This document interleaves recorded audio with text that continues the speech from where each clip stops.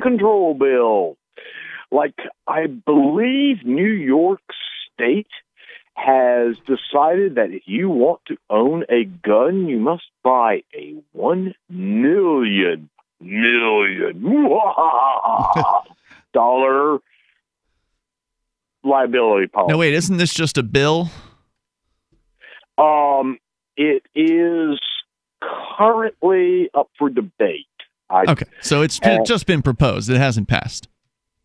Right, and there's another state that there's a bunch of crazy crap that gets proposed out there that, doesn't pass. I'm not saying it won't in a state like New York, which is the least free of all the 50 states by far.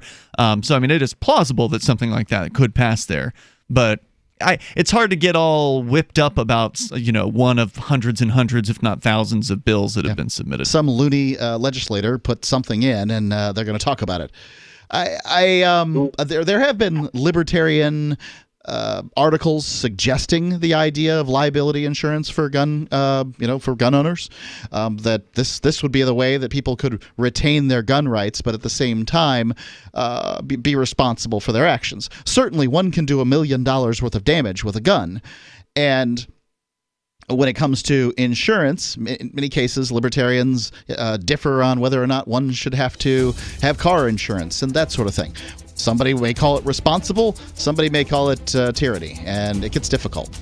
Matthew, thanks for the call tonight, man. I wouldn't sweat it until it actually passes, but I appreciate it. The toll-free number here is 855-450-FREE. That's 855-450-3733. New York, another state where the Libertarians worked hard for a governor election and didn't get a whole lot out of it. There's more coming up here in moments. We'll talk about the Libertarian Party and its future, or lack thereof. We have some good news. The indictments against Ross Ulbricht in the District of Maryland were dismissed with prejudice, meaning they can never be refiled. This is especially good because those indictments contain the only charge ever made that Ross engaged in murder for hire. This was a serious allegation that Ross Ulbricht denies. It was never prosecuted or ruled on by a jury, but was trumpeted by the federal government and the media as if it were proven fact. The Maryland court held these indictments for almost 5 years, poisoning Ross's case and leaving him under a cloud of unproven allegations. As explained in Ross's appeal to the Supreme Court, the fact that the judge used these allegations to give Ross a draconian sentence of double life without parole violated his Sixth Amendment right to a jury trial. Judges are required to issue sentences based on convictions decided by a jury, not unproven allegations never even charged at trial. Although this is a positive development, the dropped indictment will not set Ross free. Now, a presidential pardon is Ross's only hope of freedom. Sign the petition at freeross.org. freeross.org.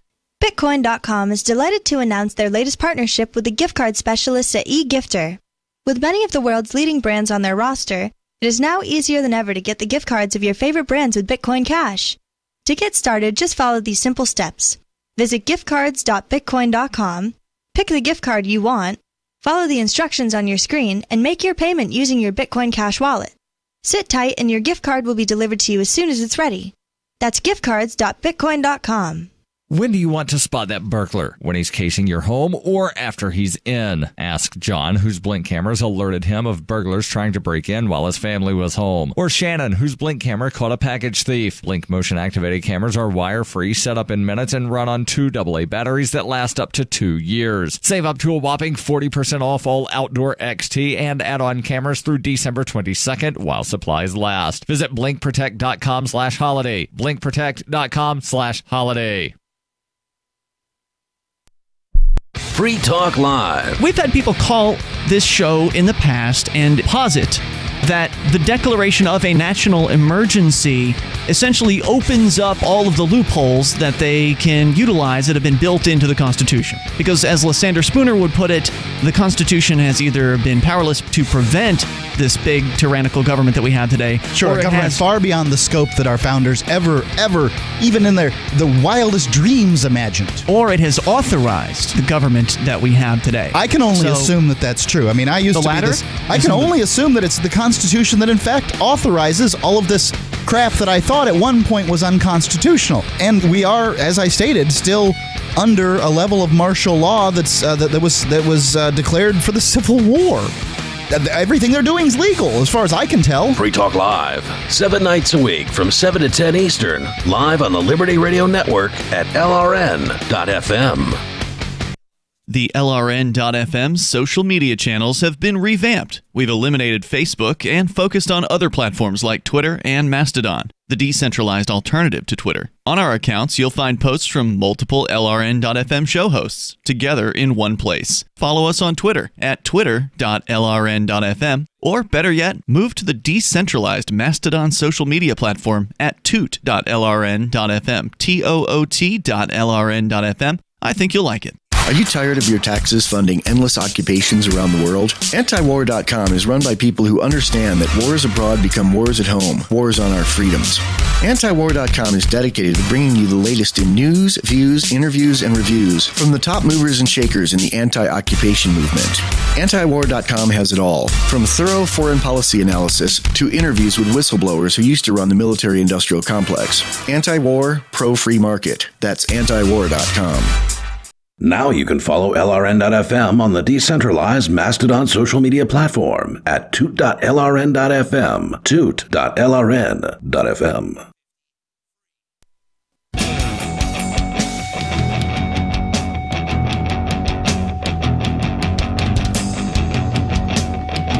Free Talk Live. You dial toll free if you want to join us here on the radio. Our number on this live Sunday edition is 855-450-FREE.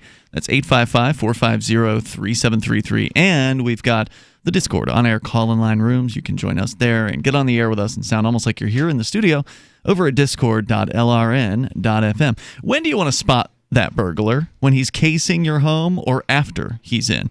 Ask John, whose Blink camera alerted him of burglars trying to break in while he and his family were home. Or Shannon, That's very bad, whose Blink camera caught a thief stealing packages. Both times, Blink video clips were sent to police to help convict the crooks. And Blink motion-activated indoor and outdoor cameras are wire-free, set up in minutes and run on 2 AA batteries that last up to 2 years. If you're traveling over the holidays, Blink's live feed option lets you monitor your home and check in on pets and from anywhere using the Blink smartphone app. No contracts, no subscriptions, totally affordable, and Blink works with Alexa. Blink camera systems make great holiday gifts, and they're a brilliant way to monitor holiday package deliveries. Save up to a whopping 40% off all outdoor XT and add-on cameras through December 22nd while supplies last. Visit blinkprotect.com/holiday for the deals. That's blinkprotect.com/holiday, and Blink is an Amazon company. So tonight we open up the show with what appears to be just an editorial or opinion piece over at Reason magazine, reason.com, written by Matt Welch, who's I think one of the main editors over there. He's big Chief Wahoo over there. Kind of doing a recap of the Libertarian Party's best bets in 2018 and how they ultimately fell basically pretty flat on their faces, giving the example of a Massachusetts state auditor candidate, Dan Fishman, who was even endorsed by the Boston Globe. Didn't do very well at all. I mean, he did get 4.2%, which did get the party statewide ballot access in 2020, so could have done worse. We had statewide ballot access here in New Hampshire. We did. I'm across the board, and I don't know of a Libertarian that got more than 5%. I think Brandon Finney, who was the incumbent Libertarian, the guy who one of the 3 guys who flipped from Libertarian or from Republican or Democrat to a Libertarian while in office. Yep. He ran for re-election. I think he pulled about 10%, but did not win. Right. So no Libertarian, won, that's for sure. Right. And then they give the example of Gary Johnson, who's the former Libertarian Party presidential candidate for two years, so 2012 and 2016, who ran for the state Senate, or not state Senate, but the U.S. Senate seat in New Mexico. A state that he was the two-time, at which he was the two-time governor. Yeah. And ultimately did not do particularly well, only pulling 15% in that particular race, and getting into the debates and getting extensive media coverage and everything. The polls even suggested he was going to do well, which, that's part of the psychology of this, is that people won't vote Libertarian because they don't think the Libertarian's going to do well, which of course makes no sense, because your vote's not going to make a difference in the outcome of the election, so you might as well throw it to the person you want to throw it to. I can't remember what B is. Political fear and loathing, it turns out, is no friend to independent and third-party candidates. The most telltale math in New Mexico 2 weeks before the election was the partisan intensity of early voting. By then, around 15% each of registered Democrats, who comprise 45% of New Mexico's voters, and Republicans, who comprise 29%, had already cast a ballot. And the quarter of the voting population that doesn't affiliate with a major party, only 7% of those had voted early. As we learned in 2016, when voters feel revulsion toward a candidate or party, they are likely to go for the alternative with the best chance to defeat the bad guy. In a high turnout midterm like 2018, minor parties undershoot their polling projections by massive amounts. The most anticipated of the 22 Libertarian races for governor, for example, was rising party star Larry Sharpe in New York, an energetic, fast-talking campaigner with a premature talent for fundraising, preternatural. Yeah. Preternatural. What does that word mean? It means other than natural. He's a star. Like supernatural, but supernatural, not quite super? Yeah, preternatural would be something other than natural. Supernatural would be better than natural. I see. It's the use of the term preternatural. I mean, it's an opportunity to use the word. Sharpe brought an impressive $450,000 in a contest against unloved Democratic incumbent Andrew Cuomo and faceless Republican Mark Molinaro, and two other minor party candidates. 1 week before the election, Sharpe confidently predicted, to me, he'd get at least 10%. Turns out his decimal was in the wrong place. Oh, he polled just 1.6%, behind even Green Party candidate Howie Hawkins' 1.7. Yes, the LP couldn't beat the Green Party, who had he probably outraised funds by 10 times. Yeah. Yes, the LP achieved state ballot access for the first time in history, but that low showing came as a demoralizing shock. WTF is going on? Wisconsin Libertarian gubernatorial candidate Phil Anderson messaged me on election night, and no wonder. In a toss-up race that incumbent Republican Scott Walker eventually lost, Anderson's pre-election polling average of 4.2% had collapsed to a barely visible 0.8%. 8 Libertarian candidates for governor were polling higher than the Democratic-Republican point spread on election eve, but 0 repeated the trick once the votes were counted. Yeah, what happens is that people get closer and closer to the election. They get nervous that their guy's not going to win, or their gal. That the worst person will win is what they're nervous about. The worst person will win, and so then they begin going for what they know, which is the other party. Not to say that it makes a difference, because it generally doesn't, but I can kind of see. Like, for instance, here's the scenario. It's obviously a ludicrous scenario, but let's say in a fantasy world, you get to vote last, and you already know the results of all the other votes. Now, none of us know that when we go to the polls. Right. But if it was a situation of the Democrat and the Republican are tied, and the Libertarian has 1%, well, you've got to ask yourself, what are you going to do here with your vote? Are you going to throw it to the Libertarians so they have 1% plus one vote, whatever that might be? Or are you going to throw it to the Democrat or the Republican, deciding between who is worse or who is better? Because you can decide in this fantasy situation, you get to decide the outcome between the two major parties, but throwing your vote to the minor party doesn't make a difference. Now, this almost never happens, like the likelihood of this occurring, but humans are bad at probabilities. So they imagine that this scenario is the scenario in every single election. So there you go. It gets worse. The 3 state legislators who had previously switched from Republican to Libertarian once in office, Nebraska State Senator Laura Ebke and New Hampshire State Reps Brandon Finney and Caleb Dyer, all faced their first election wearing the L.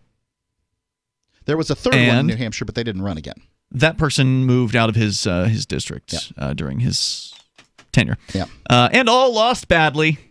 Mayor Jeff Hewitt of tiny Calamasa, California I can't imagine too many people. I mean, I don't know. I'd love to talk to these guys and really get an opportunity to ask them some questions. But what did Which guys? The candidates? Yeah, the candidates that switched. What did you think was going to happen? Did you think you were going to switch to the Libertarian Party, and did you really think you were going to win? Did you think you were going to pull this off, or was this just a way to sort of bow out gracefully and get your accolades for switching? I don't know. I mean, they did run campaigns, so they were trying to win. I don't know if they thought they could win. I'm not sure what they thought. Yeah, I don't know. I mean, a lot of these candidates will say they think they have a chance to win simply because they don't want to say that the truth that is that they don't. If you want somebody to vote for you, you've got to say you have a chance to win. Right.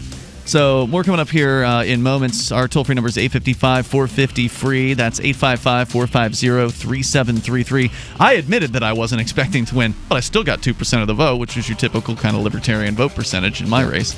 More coming up here in moments. I even said I wouldn't even take office. More coming up.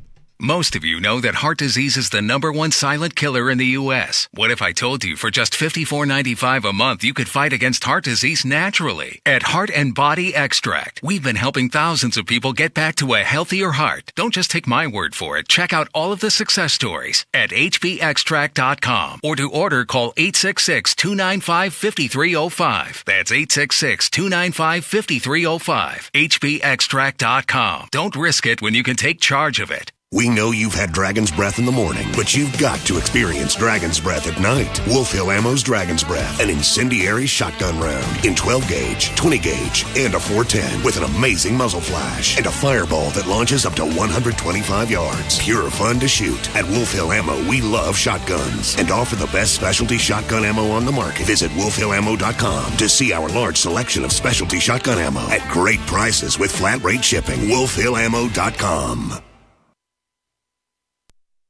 Is spreading the message of liberty, cryptocurrency, and peace around the globe worth $2 per month to you?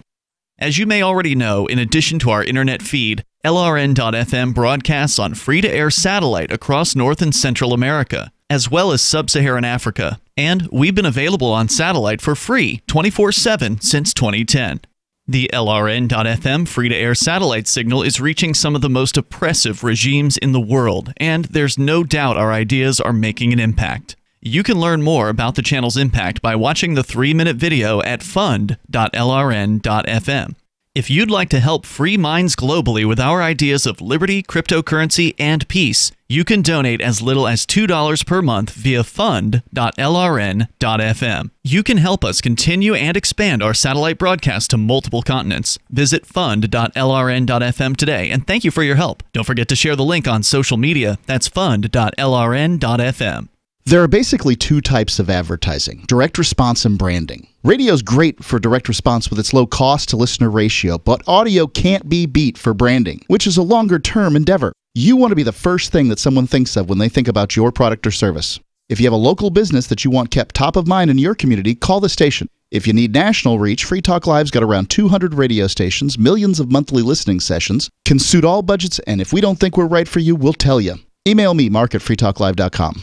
Did you know we've taken our LRN.FM telephone listen line to a new level with the LRN.FM audio on-demand line? Now you can call 712-770-8447 anytime and listen to LRN.FM's live feed. And you can listen to a bunch of our original shows on demand. Long-distance fees may apply. Just dial 712-770-8447 and choose from the menu. 712-770-8447. Hi, I'm Derek J.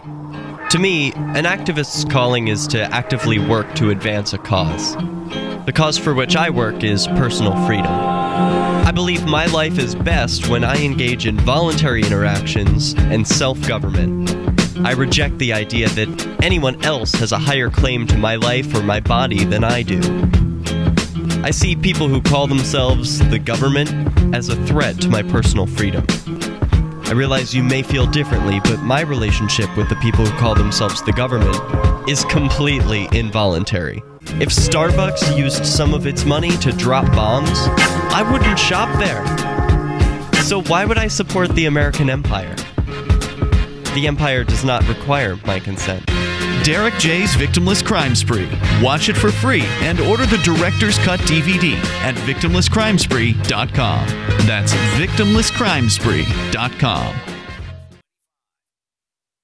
This is the Liberty Radio Network, broadcasting the latest liberty-oriented audio content 24 hours a day at LRN.FM.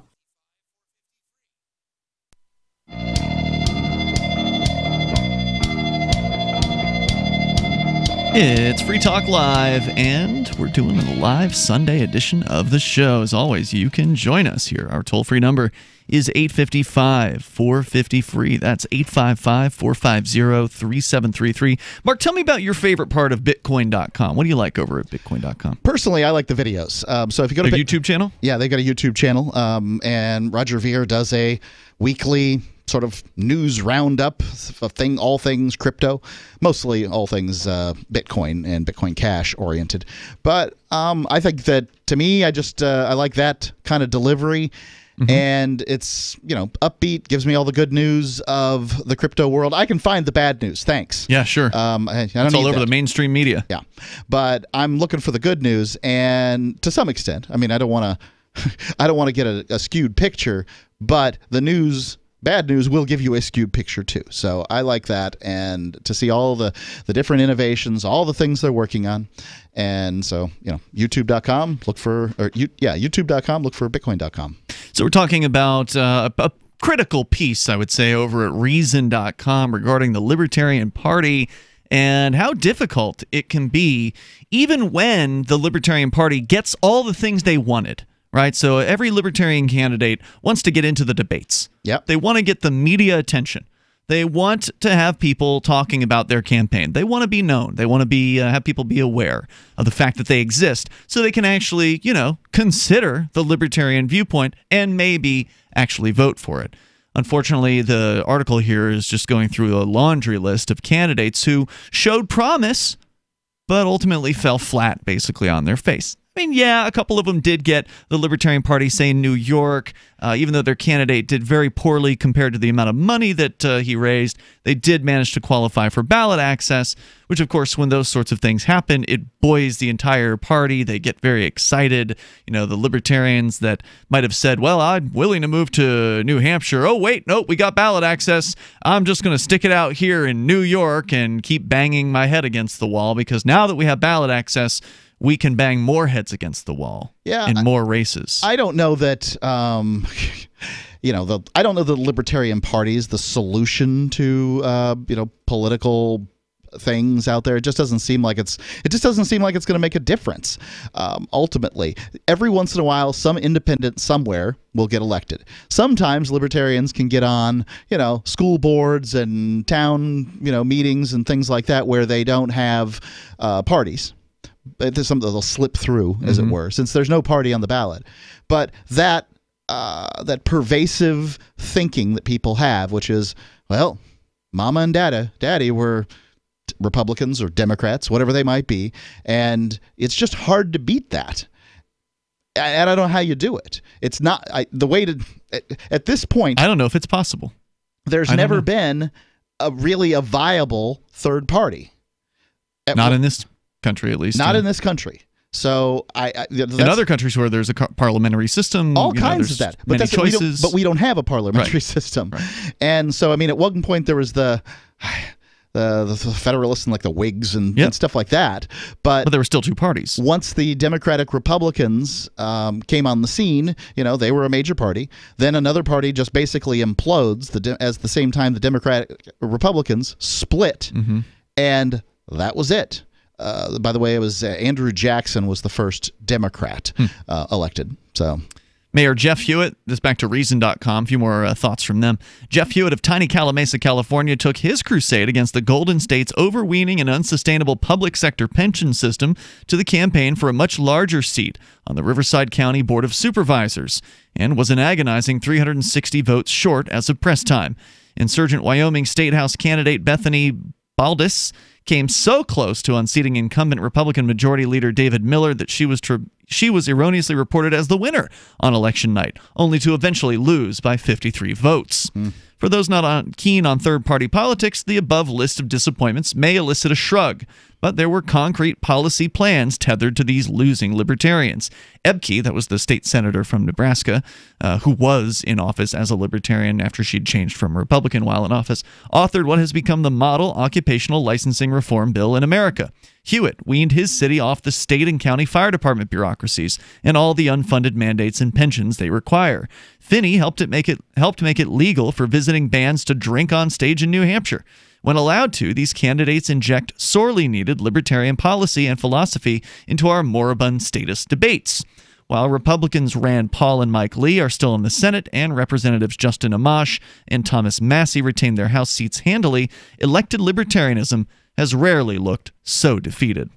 Yeah, if you compare that in New Hampshire, the performance of libertarians versus the performance of liberty-minded people, I'm just going to use this broader term, inside the Republican Party, it is like it's a chasm between the difference.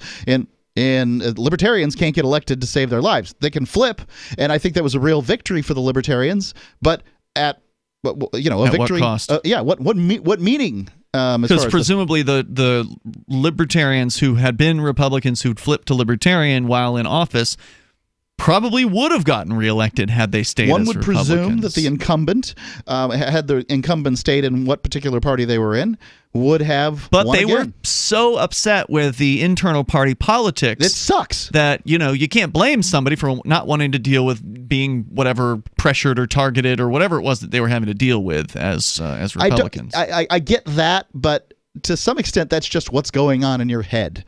If you choose to decide that this is how I'm going to operate here at the state capitol, libertarians do it all the time, or liberty-minded people who become Republicans and Democrats do it all the time here in New Hampshire. There are lots of people who have decided to work within the two different parties' apparatus. Just say, it takes an R and a D or a D to get elected. All right, which town? Let's see, what's it like in my town? Okay, this is an R, red town. Fine, I'm an R. Yeah, and that's it. Well, I mean, that's the part about getting elected. But what they were frustrated with, having interviewed them, we've talked to them, was that once they were in, was all the political wrangling that went on within like the caucus of the Republican state reps, right? And all the, I don't know how to exactly describe it because I haven't been in the midst of it myself. How did people like Mark Warden and so many others that the New Hampshire Liberty Alliance have handed out Legislator of the Year to that have gotten A's through the New Hampshire Liberty Alliance. Not to say the New Hampshire Liberty Alliance is perfect on every issue. Daryl can probably list the things that they're wrong on. However, you can say that the candidates they endorse are much more likely to be elected than the libertarians are.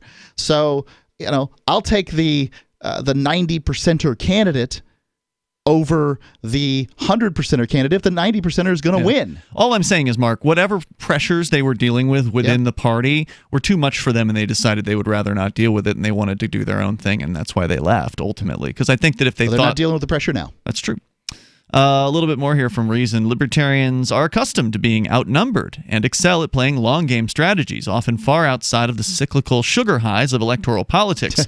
As bad as 2018 was, 2008 was in many ways worse, but that election also sparked a backlash that brought the Pauls, Massies, and Amashes of the world to Washington.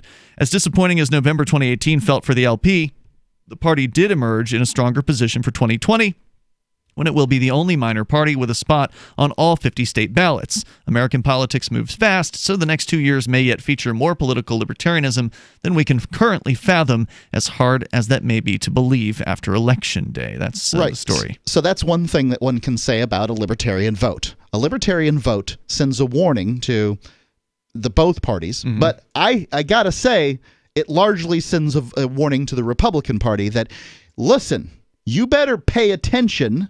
You better stick to your values or our values or whatever those values are, and you better you better be good while you're there, because otherwise we're going to vote for this person, and it can be meaningful. Now, why are you saying that it says that to the Republicans? Well, I can tell you out in Arizona, the Democrats often give the Libertarians money.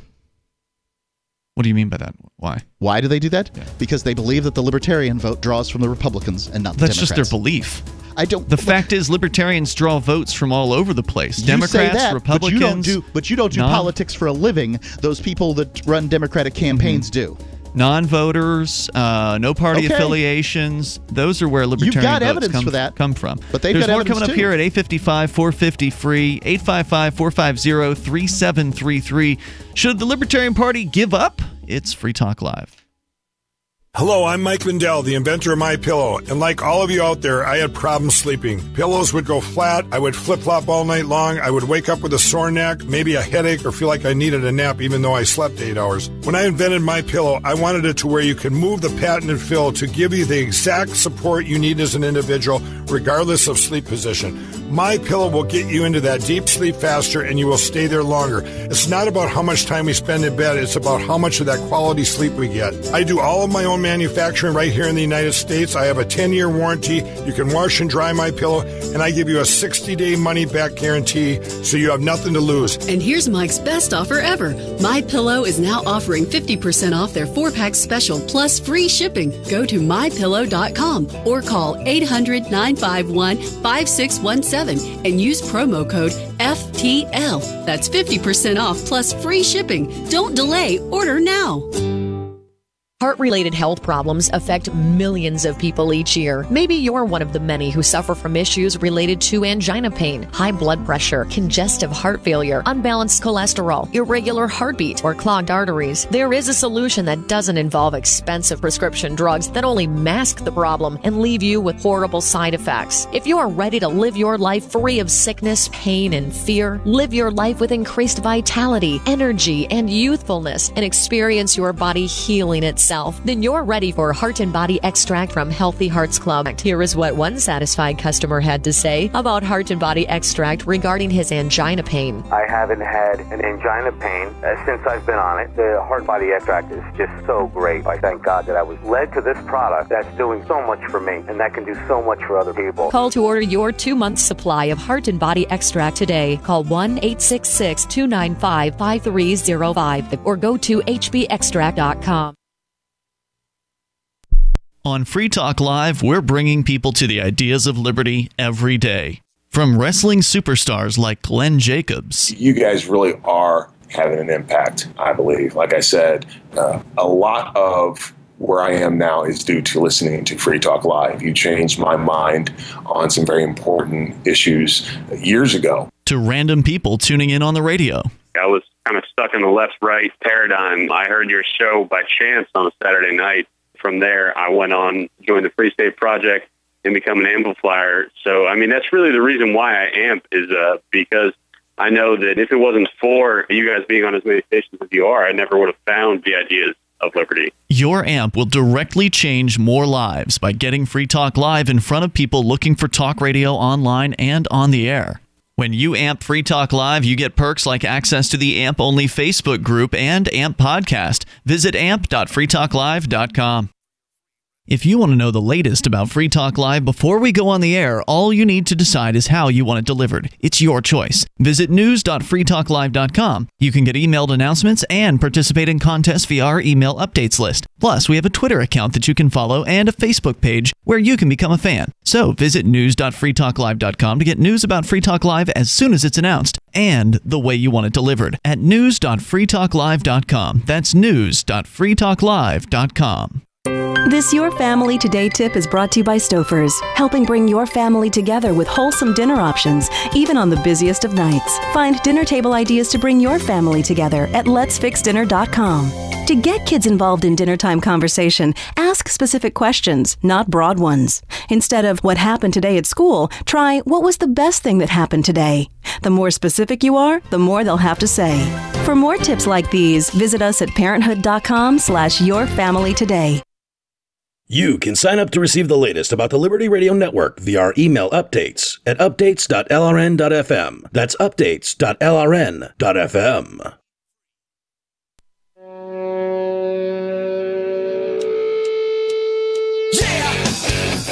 This is Free Talk Live. Dial toll free and bring up whatever you want to discuss here on our live Sunday edition. The toll free number is 855-450-FREE. Coming up is the ACLU abandoning civil liberties. That's what the Foundation for Economic Education is saying at the national level. It's Ian and Mark here in the studio tonight, and also want to make sure that you know about the Free Talk Live AMP program. It is a way for you to support what we do here at Free Talk Live. If you like the fact that we are getting the ideas of liberty out there 7 nights per week live, we're on over 190 radio stations from coast to coast in the United States and beyond If you like that and you want to see us get on 300 or 400 stations, it's possible, but we just need your support.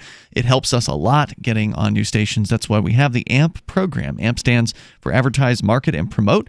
And we've been throwing out shout-outs, appreciation to our Free Talk Live amplifiers. Joe Pesci apparently is a Free Talk Live amplifier.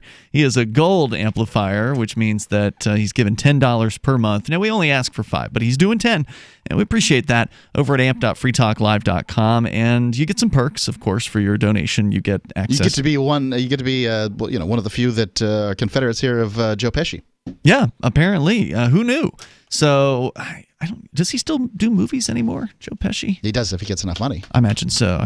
I don't recall the last time he was in a newer film. But anyway, he's out there supporting Free Talk Live, and you can also do the same thing over at amp.freetalklive.com. Also, you can, in addition to using PayPal and credit card, you can also contribute with Bitcoin, BTC. So you can contribute in different ways, and as I say, get access to special perks like the AMP-only podcast, which doesn't have the regular commercials that our normal podcast does, and more. Head over to amp.freetalklive.com. That's amp.freetalklive.com. Reason.com with a difficult article for libertarians summarizing some of the libertarian candidates with the best chances in this year's race, or races in 2018, who ultimately fell pretty flat on their faces. There was a few of them that did better than 10%, but many of them were expected to do much, much better than that, and they really didn't do that.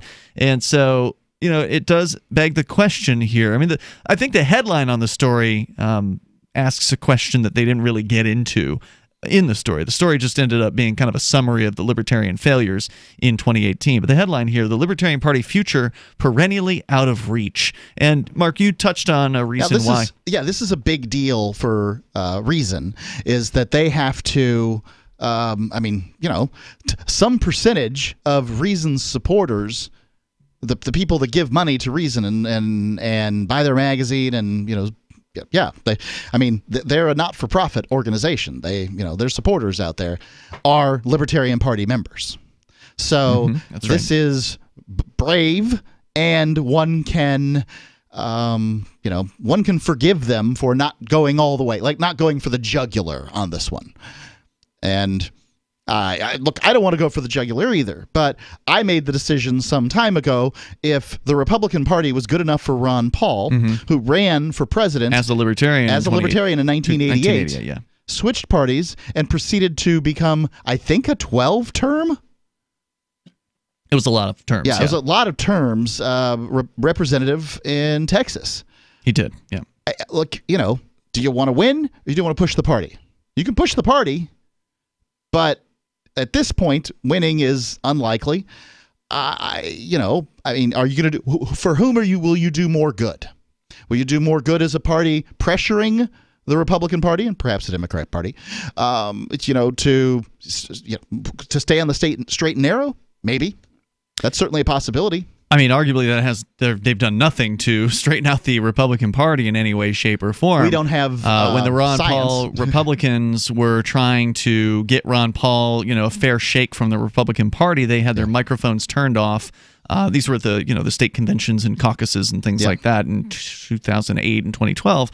Their microphones were shut off. Rules changes were put into place last minute. Obscure rules were enforced that were never enforced. All kinds of things. They were always enforced in a way that benefited the status quo. Yeah, the one that wasn't Ron Paul, basically. Yeah. So, that's not to say that I'm sure they can point out some victories, and the Libertarians can also point out a few victories here and there.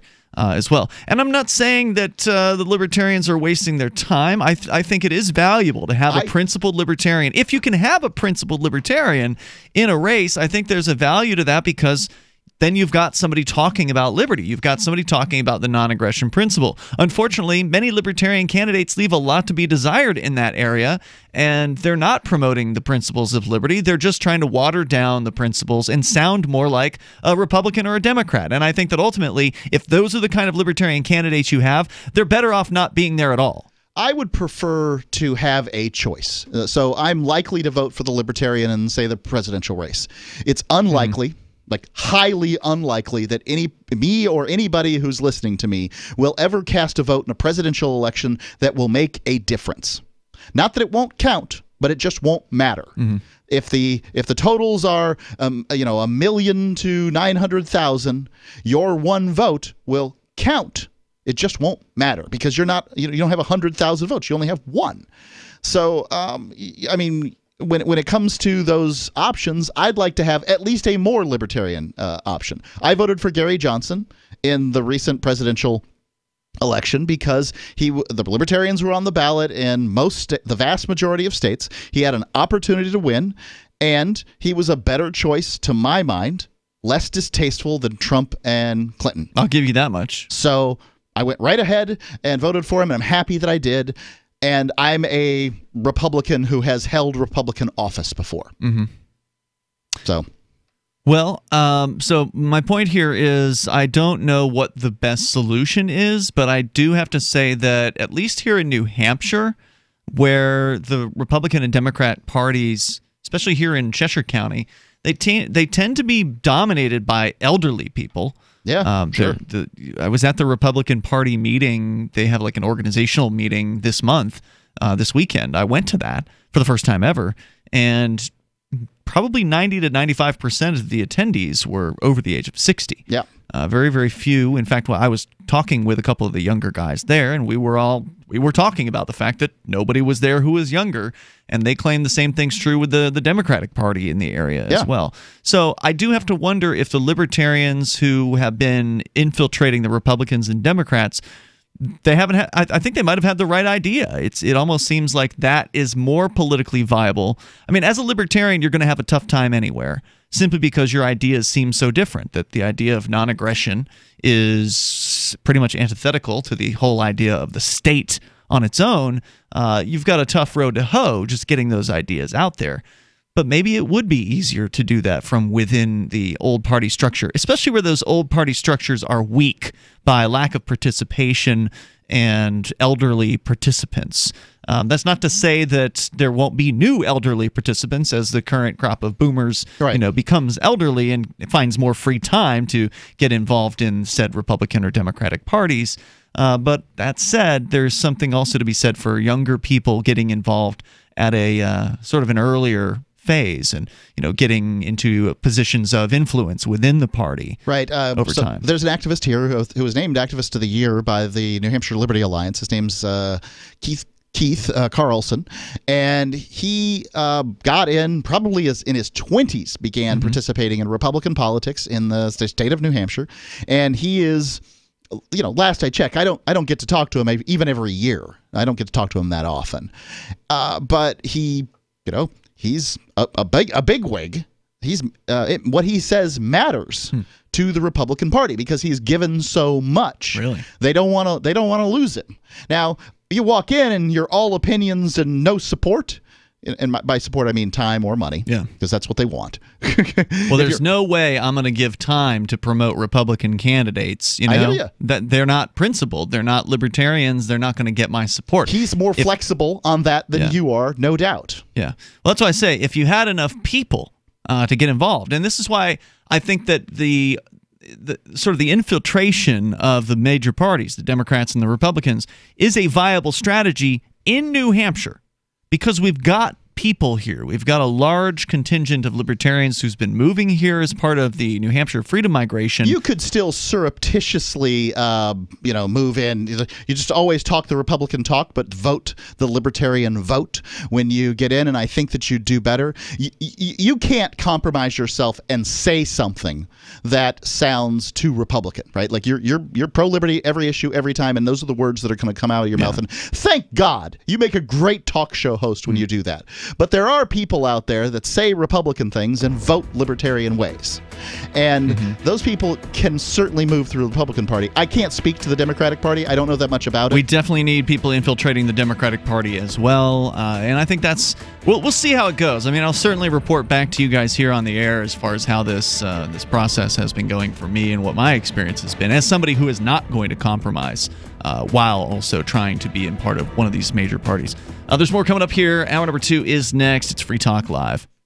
The Genesis Communications Network is one of America's premier broadcasters of captivating talk radio. We thank you for listening. Now, just imagine, there are thousands of people who are just as passionate about radio as you are. But what you may not realize is how easy and affordable it is to advertise with us. Radio commercials for your business could be heard on hundreds of radio stations across the U.S. every day.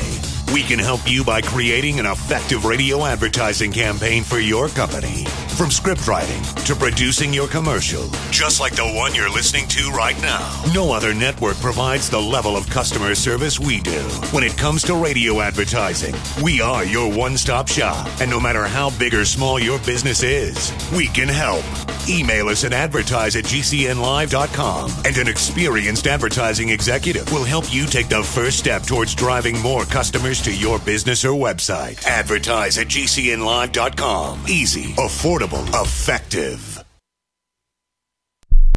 What do you shop for that you could otherwise buy at Amazon? Pretty much everything, right?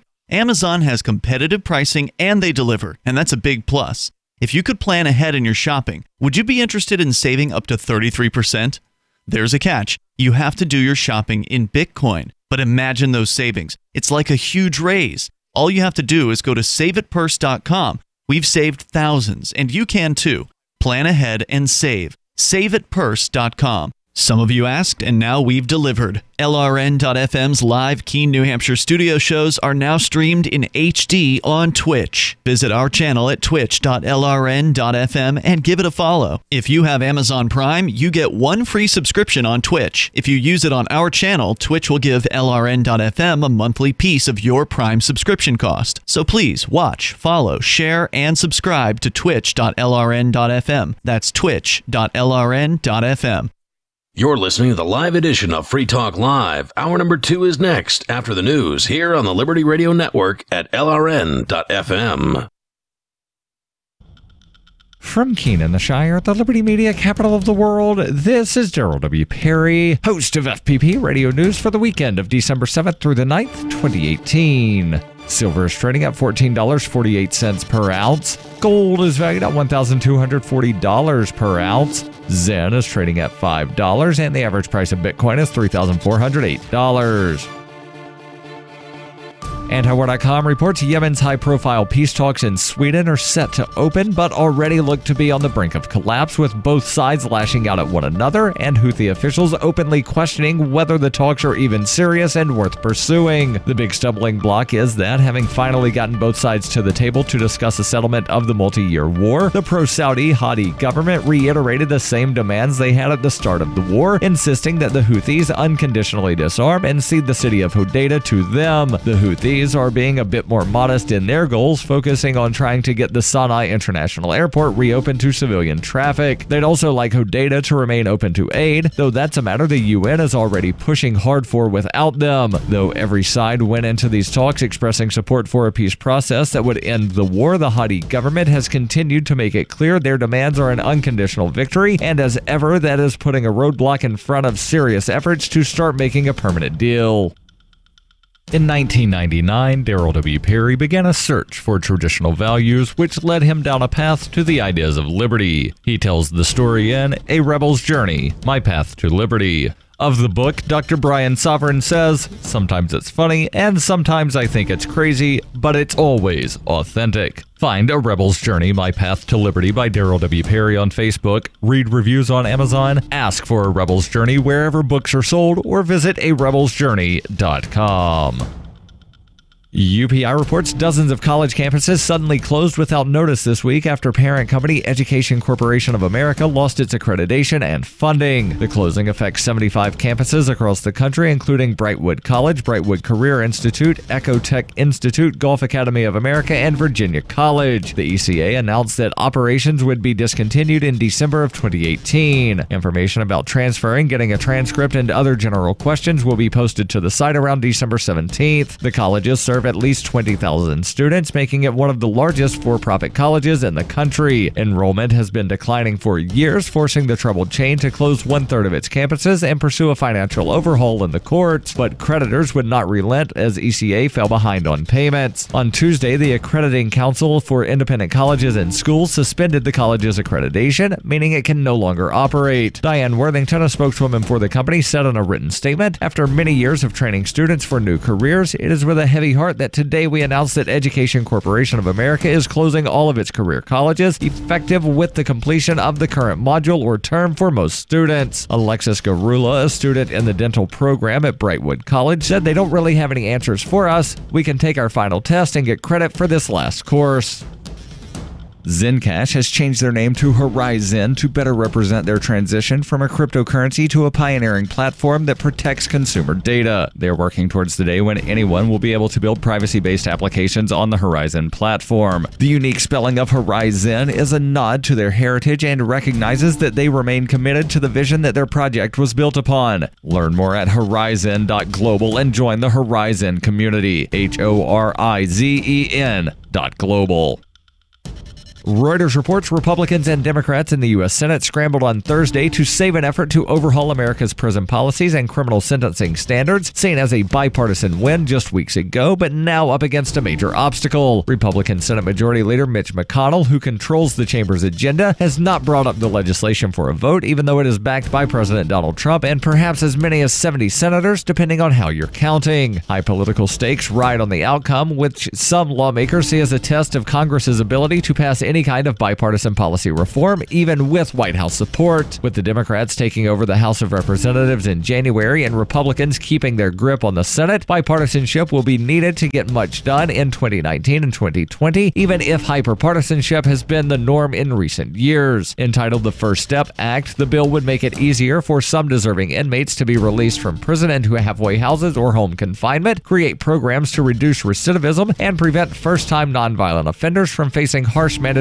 minimum sentences. Waiting for next year, they fear could give opponents more time to pick apart the current legislation. This has been FPP Radio News. Online at fppradio.com. Shortly after having sexual intercourse with a prostitute earlier this afternoon, local man Jacob Reynolds told reporters that he never expected the experience would bring him to new heights of emotional and spiritual fulfillment. I was convinced that having sex with a complete stranger behind my wife's back would leave me feeling drained and empty on the inside, but my self-esteem is through the roof.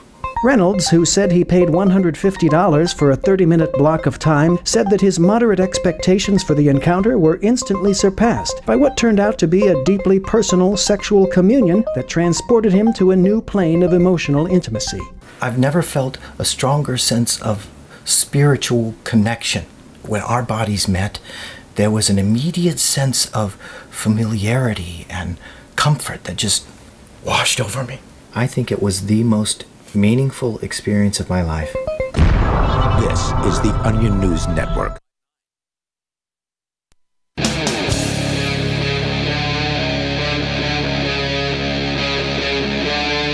Free Talk Live.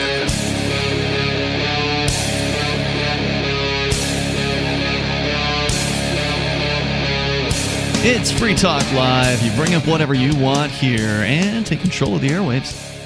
Our toll-free number here is 855-450, free like freedom. That's 855-450-3733. We do also have our Discord on-air call-in line rooms over at discord.lrn.fm. If you have the Discord app, you can use those rooms, and you'll sound almost like you're sitting here in the studio with us. And in the studio, it's Ian. And Mark. Now, we can talk about a variety of different news stories, but we, of course, prefer your input here on Free Talk Live. And I did just notice that in our Twitch chat, because we're streaming on the Twitch platform, which is a video streaming platform on the internet, over at twitch.lrn.fm, we've got Bob Doublina 101, who asks, English labor supporter here, can you outline your views on Donald Trump for me? More specifically, how you feel about policy and re-election. And I answered by simply saying I'm against all presidents. So whether it be Donald Trump or Barack Obama or, Bush or Clinton or whoever the president happens to be, I'm against the entire structure, the entire concept of the state, of the coercive government. The president is, to me, just the head gang member, which means that's what Trump is. He's the head gang member of this most successful criminal enterprise known as the U.S. federal government. Ultimately, the policies between all presidents... you feel that way about the English government, too. You just don't know. I said all governments. Yeah, I think I did. But you said the U.S. federal government, too. And I just want to make sure that you're... Well, he was asking about Trump. Sure. I don't know who's in charge of the English government, but I'm against them, too. So, yeah, absolutely. I'm against all organized, coercive, aggressive governments, against all coercive states, against all aggression. That's because I'm a libertarian. That's what a libertarian believes. They believe in the non-aggression principle. But then he asks, what is the alternative? Well, I was going to say about Trump's policy. I like the tax cut that he gave earlier. I like the idea of draining the swamp. How's that working out? I like the idea that we sent in this heathen to just kind of create all kinds of problems in Washington, D.C., which is a place that creates all kinds of problems for the rest of us. So, have a little taste of it, ladies and gentlemen. I like that part. But you just said you like those ideas. Those aren't the reality, though, are they? Oh, the swamp hasn't been drained. The swamp's not going to get drained. No, I mean, even if he wanted to drain the swamp, which I don't entirely believe that that's what he wanted to do. No, it's a nice saying. He probably wouldn't have been able to do it anyhow. Yeah. But as far as choosing to vilify the caravan rather than, say, campaigning on, look what he did with Kim Jong-un. Mm-hmm. Donald Trump has been able to do something that so many presidents of the recent past were unable to do. He was able to communicate with this dangerous country and come to much more of an accord. We don't see anything huge yet, but he's able to say, because of his success, his bluster, all that stuff, hey, I'll bring you some hotels. Wouldn't it be great to have some hotels? Wouldn't it be awesome to have a casino? All these things, and it works. Yeah, well, I've definitely given him credit where credit is due on that one. We talked about that in great detail when that historic meeting between Kim Jong-un and Donald Trump happened. So, yeah, the broken clock's going to strike right a couple times. He got that one right. Barack Obama got it right when he let some nonviolent drug prisoners out of prison towards the end of his 2 terms in office. Sure, he had no risk at that point, yeah. It's fine. He still got it right. Yeah. We called him out and gave him props for that one when he did that. So, yeah, there's no doubt about that. And if Donald Trump does something else that's good, we'll certainly praise him for it. But, again, that doesn't say anything about, again, my opinion on the entire structure is that it shouldn't exist. So his next question is, well, what's the alternative? What's the alternative to giant coercive nation states? Well, the alternative is human freedom. Yeah. People operating through voluntary interaction. You can support that, or you can just say, well, it's never going to happen, so I might as well vote for my favorite party. And that's what most people do. It's nothing special about doing it. That's pretty ordinary. But you're not going to see more human freedom. Best I can tell. This is the best I can tell. Human freedom has the best results. Mm-hmm. Yep. Politicians, managing this thing or that thing, they're the only government's the only organization that can fail itself to more funding.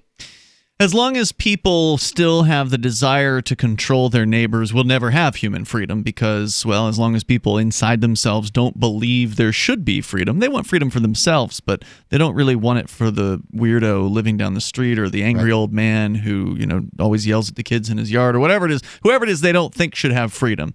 That's the problem because it manifests the belief in the control of others, believing that it's okay to tell our neighbors how to live is what manifests the state into reality. If people stopped believing in or having the desire to control others, it's likely the state as a concept would wither away and die and be, shoved off into the dustbin of history where it belongs, along with chattel slavery and other horrors that terrible ideas that mankind at one time embraced. Right, finally have been done away with. Also, there's a moral component to this, is that the state the state gets culpability, the claims for itself culpability when it takes an action in a particular way. If you just happen to see an automobile accident, you're not culpable for that. If you don't think it's a good idea to run out there and give CPR to somebody, maybe you think they have AIDS, or I don't know what the reason is you choose not to give CPR to somebody, you don't have moral culpability for doing that. But if you somehow make the accident happen, well, yeah, then you've got moral culpability. Let's take the NHS, National Health Service, for those who aren't in Great Britain. Yeah, in Great Britain and Labour supporters. Let's take the NHS for a second. So there's National Health Service in Great Britain. That means that the National Health Service, at the very least, has to make decisions on who's going to live and who's going to die. Yeah, right? like they did with those babies. They have to.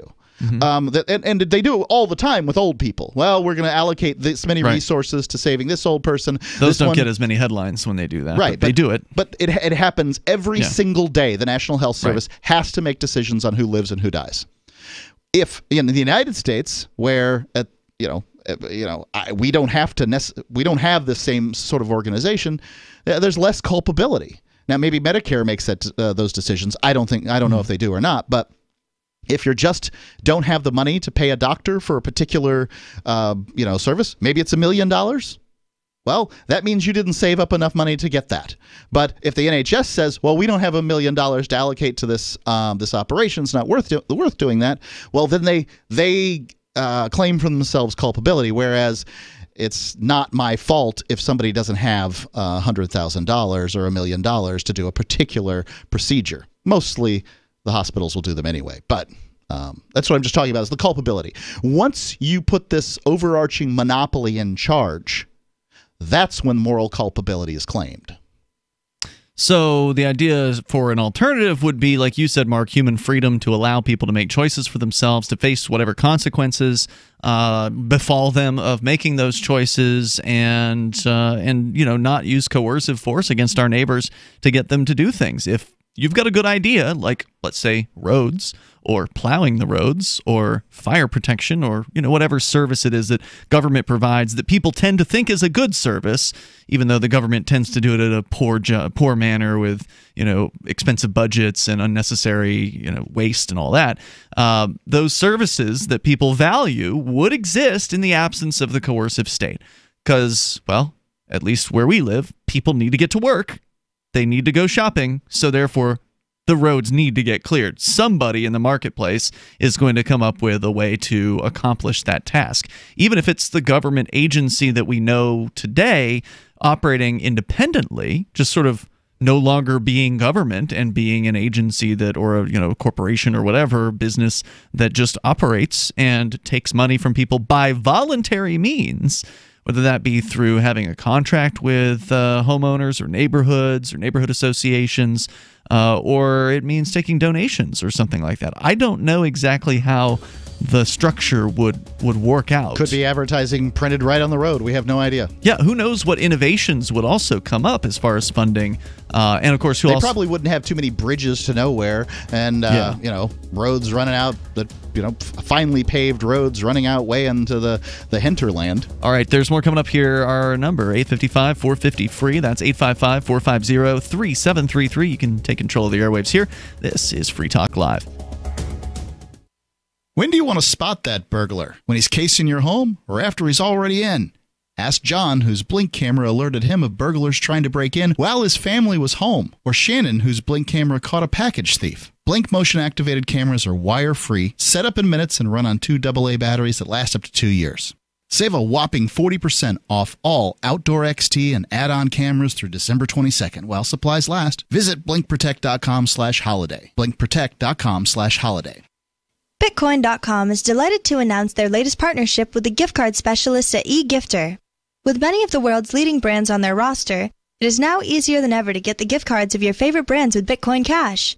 To get started, just follow these simple steps. Visit giftcards.bitcoin.com, pick the gift card you want, follow the instructions on your screen, and make your payment using your Bitcoin Cash wallet. Sit tight and your gift card will be delivered to you as soon as it's ready. That's giftcards.bitcoin.com. Hello, I'm Mike Lindell, the inventor of My Pillow, and like all of you out there, I had problems sleeping. Pillows would go flat, I would flip-flop all night long, I would wake up with a sore neck, maybe a headache, or feel like I needed a nap even though I slept 8 hours. When I invented My Pillow, I wanted it to where you can move the patented fill to give you the exact support you need as an individual, regardless of sleep position. My Pillow will get you into that deep sleep faster and you will stay there longer. It's not about how much time we spend in bed, it's about how much of that quality sleep we get. I do all of my own manufacturing right here in the United States. I have a 10-year warranty. You can wash and dry My Pillow, and I give you a 60-day money-back guarantee, so you have nothing to lose. And here's Mike's best offer ever. My Pillow is now offering 50% off their 4-pack special plus free shipping. Go to mypillow.com or call 800-951-5617 and use promo code FTL. That's 50% off plus free shipping. Don't delay. Order now. The Free State Project has reached its goal of 20,000 liberty lovers who've pledged to move to New Hampshire and get active to achieve liberty in our lifetime. Perhaps you're trying to figure out what part of New Hampshire should be your destination. If so, consider Keene. You'll find more than 150 reasons to move to Keene at move.freekeene.com. Keene is famous for its historic, publicity-generating activism, as well as being the liberty media capital of the world. It's home to freekeene.com, New Hampshire's destination for liberty activism, news, and opinion. For years, we've been compiling over 150 reasons to move to Keene at move.freekeene.com, where you'll learn about some of what's happening here and what makes Keene a great place to live. If you love liberty, you'll probably enjoy anywhere you end up in the Shire. But do your due diligence first. Please visit move.freekeene.com for the full list of over 150 reasons to move to Keene. That's move.freekeene.com. So you've heard all 3 hours of the latest episode of Free Talk Live, and you're still hungry for liberty-oriented audio content? Did you know that we have another 24/7 audio stream at LRN.FM? The Liberty Radio Network airs the latest episodes of some of the best liberty-oriented podcasts on the internet around the clock. In addition to recorded content, you'll also hear live shows like Free Talk Live, originating from our Keene, New Hampshire studio. So listen anytime at LRN.FM. That's LRN.FM. Looking for a great real estate investment? Consider New Hampshire, which is ground zero for the Liberty Movement. Your first call should be to Mark Worden from Porcupine Real Estate. He's more than just a real estate agent. He's your New Hampshire concierge. Where are the best places to live? Do you want farm, city, the burbs, or forest? Do you want a duplex or multifamily building so that renters pay your mortgage? There are homes in all price ranges in New Hampshire, and Mark can help with financing too. Invest in liberty and property. Mark Worden can help. PorcupineRealEstate.com. What's up next? Visit the Liberty Radio Network program guide to find out at shows.lrn.fm. That's shows.lrn.fm.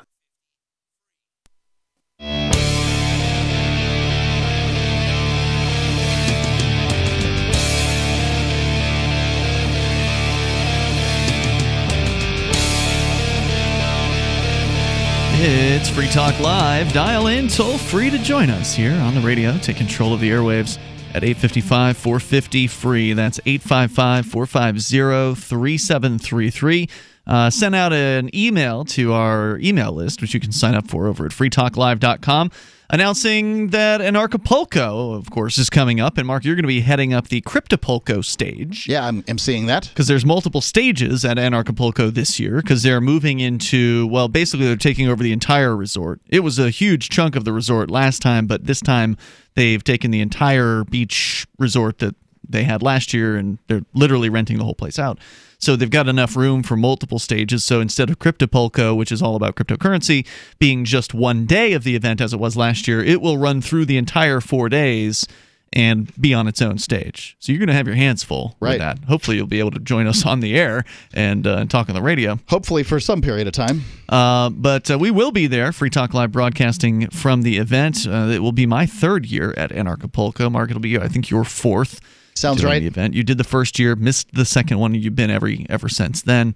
Right. I went to the third and fourth, and this 2019 will be the fifth year of Anarchapulco. It's worth pointing out that this event, there's sort of these satellite events that go on before and after, and there's these other events that maybe aren't being advertised on Anarchapulco's website that are sort of related in some way or another. There's like Anarchaforco and that's coming back, huh? Yeah, there's a few events, and if you plan some time on either side, there's, worst case scenario, you're spending some time in a beautiful place. Yep. But best case scenario, you're having a great time with like-minded people in a nice warm climate and enjoying yourself.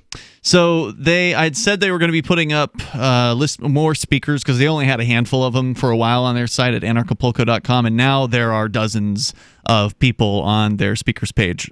So if you've been wondering who all is going to be there, they still are saying they may be adding some more at this point, but there's a lot. I mean, dozens and dozens. Our very own Vin Armani is expected to be speaking there. I see his smiling face here on the list, and just a lot of people. A former president of the Free State Project, Matt Phillips, is going to be there. Vit Jedlicka is going to be there from Liberland. G. Edward Griffin coming out from the creature from Jekyll Island. Again, we've had he's been there previously. Yep. So a lot of faces that will look familiar. Luke Rudowski, many names that I just don't know, and there's just a lot of folks speaking. Of course, there's multiple stages, so it may be difficult. It's a great mix. I mean, you're not going to be hearing the same old thing, right? At this convention, Ben Swan will be there. Cynthia McKinney.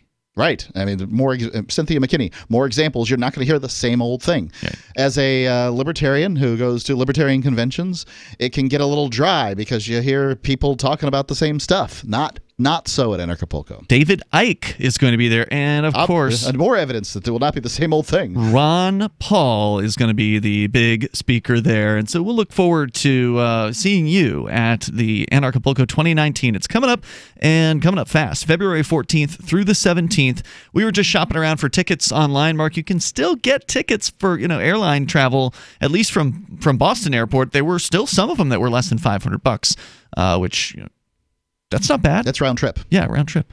So go check that out at anarchapulco.com. Use code FTL. It's February. Or you can walk. Just start now. February 14th through the 17th in 2019. Anarchapulco.com. Code FTL gets you a discount. Let's go to Sarah in New Mexico on this live Sunday edition of Free Talk Live. Go ahead, Sarah. Yeah, so solar panels on top of the roof is going to be a building code in California now. You mean it'll be mandated? Right, it's part of the code. So all of the new houses are required to have solar panels in the roof now. That sounds like a pain in the butt. That's a way to sort of socialize the cost. If enough people have to have these things, then should theoretically drive down the price. I don't know if that's going to make them viable at any point, but it doesn't surprise me that would be happening in California. What kind of upkeep do you need to do with these panels? Do you have to make sure that they stay clean? I mean, you have to replace them every so often? I've never had to replace them every so often, but I don't know what the time frame is. Yeah. I've never had them before, so I don't know what all you do. I mean, obviously, I don't think that much. You probably don't want snow covering them if you're in a snowy area, but this is California. It's not happening in California. Probably not. Places. Yeah, probably not going to affect too many folks. You're right, Sarah. According to TechSpot.com, this is news as of today. Completing a decade-old initiative, California has finally and irrevocably added solar panels as a requirement in the California Building Code. From 2020 onwards, all new homes being constructed will be required to have 2 to 3 kilowatts of their electricity sourced from solar panels. Don't forget these people live in a constant state of drought, and they're living on borrowed time. They don't have water. Doesn't really matter where they get the electricity from. You're saying that eventually people are going to have to leave? If you live in California, you are doomed. I don't want to make it any... I can't parse my words on this. At this point, as I understand it, they've got saltwater intrusion into their water table up to 10 miles from the coast. Wow. That's incredible. And most people in California live within 10 miles of the coast. Mm-hmm. So that makes it very, very difficult to imagine that this is going to be a very hospitable place in the next few decades. While it's been popular with environmentalists, many Californians have expressed their unhappiness with the move. Victims of recent wildfires were concerned that it would make it harder for them to rebuild their homes. Yeah, the building standards. It is going to be harder. It's going to be more expensive. This is what the CAFE standards did for cars. They made cars safer, but one of the ways that they made them safer was by making them unaffordable to the poorest people. Quote, with median home prices in California already more than double the national average, this decision will make it more difficult for the average Californian to afford a home. Yeah, that's true. I mean, the more requirements, the more costs. Same thing with the cars. When they started putting catalytic converters and all this other stuff in there that, had never existed before government regulation mandated that they be in there, that's bringing the costs up. That's one more piece of equipment that the buyer has to pay for. There's no way around it. Same thing's true here in the California rules. So, Sarah, are you celebrating this? Do you think this is a good idea? Well, you know what? It's a really good idea, and they should have done this at least like 30, 50 years ago, and we need to do that here in New Mexico. I mean, we give tax credit, but it should be required 50 years ago. But sometimes, things that we should do, it takes so long, so many decades of years to do. And then when they finally it's done, it's like, oh yeah, we should have done that 60 years ago.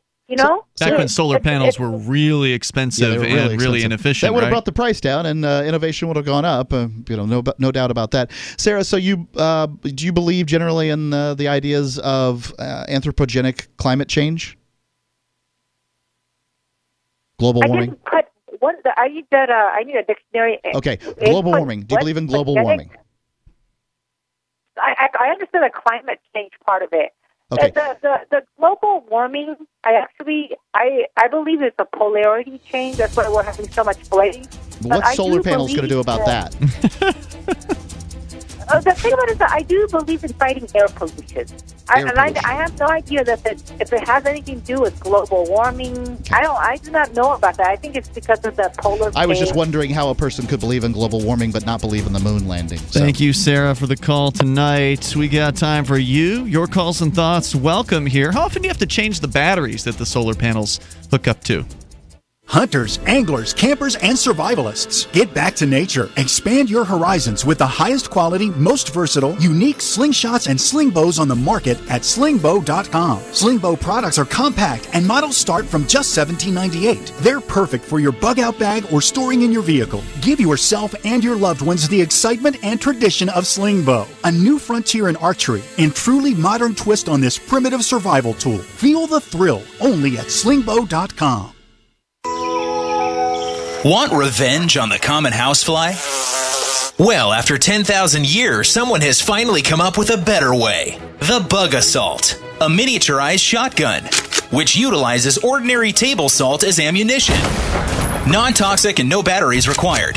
So much fun, you'll forget you have a wife and kids. Makes the perfect stocking stuffer. Get your Bug Assault today and save $10 on the Bug Beam Laser Combo, only at bugassault.com. This is Michael Dean from the Freedom Fiends. I've run websites since 1996 and have used over a dozen web hosts in that time. AgristHosting.com is the only one that hasn't broken my heart. Agrist Hosting's uptime and service is stellar, and their DDoS mitigation is the best I've seen. That's important because if you tell the truth in this world, you'll ruffle feathers. And some people will try dirty tricks to silence your voice. No matter what the haters hit us with, Agrist Hosting keeps our websites online. If you have a mission-critical commercial presence or a world-changing activism site, you cannot tolerate any skullduggery. So go with agristhosting.com. Have a WordPress or blog site, but you're not satisfied with performance or uptime? Or just want raw hosting? Want to pay with Bitcoin? Agrist Hosting specializes in high-performance hosting with personalized service. Go to agristhosting.com and click on the button that says Get Hosted. That's agristhosting.com. Are you tired of governments murdering people around the world? Stop using their money. There is an alternative. Bitcoin is a stateless, free market, non-political currency. Bitcoin cannot be inflated or controlled by any government. By using their money, you are helping the state. Stop doing it. You have an incredible alternative available now. Learn it, use it, spread it. Get started with Bitcoin at bitcoin.com. That's bitcoin.com. LRN.FM is proud to announce our official listening apps for Android and iOS devices. Now you can easily tune into our streams anywhere, anytime on your smartphone or tablet. Just visit apps.lrn.fm or search for LRN.FM in the Android or Apple app stores. Please download, rate us 5 stars, then share the link on your social media, and let your friends and family know how you're listening to LRN.FM. Download it now, free, at apps.lrn.fm. We have some good news. The indictments against Ross Ulbricht in the District of Maryland were dismissed with prejudice, meaning they can never be refiled. This is especially good because those indictments contain the only charge ever made that Ross engaged in murder for hire. This was a serious allegation that Ross Ulbricht denies. It was never prosecuted or ruled on by a jury, but was trumpeted by the federal government and the media as if it were proven fact. The Maryland court held these indictments for almost 5 years, poisoning Ross's case and leaving him under a cloud of unproven allegations. As explained in Ross's appeal to the Supreme Court, the fact that the judge used these allegations to give Ross a draconian sentence of double life without parole violated his Sixth Amendment right to a jury trial. Judges are required to issue sentences based on convictions decided by a jury, not unproven allegations never even charged at trial. Although this is a positive development, the dropped indictment will not set Ross free. Now, a presidential pardon is Ross's only hope of freedom. Sign the petition at freeross.org. freeross.org. Join the LRN.FM Discord for live chat 24/7 at discord.lrn.fm. That's discord.lrn.fm.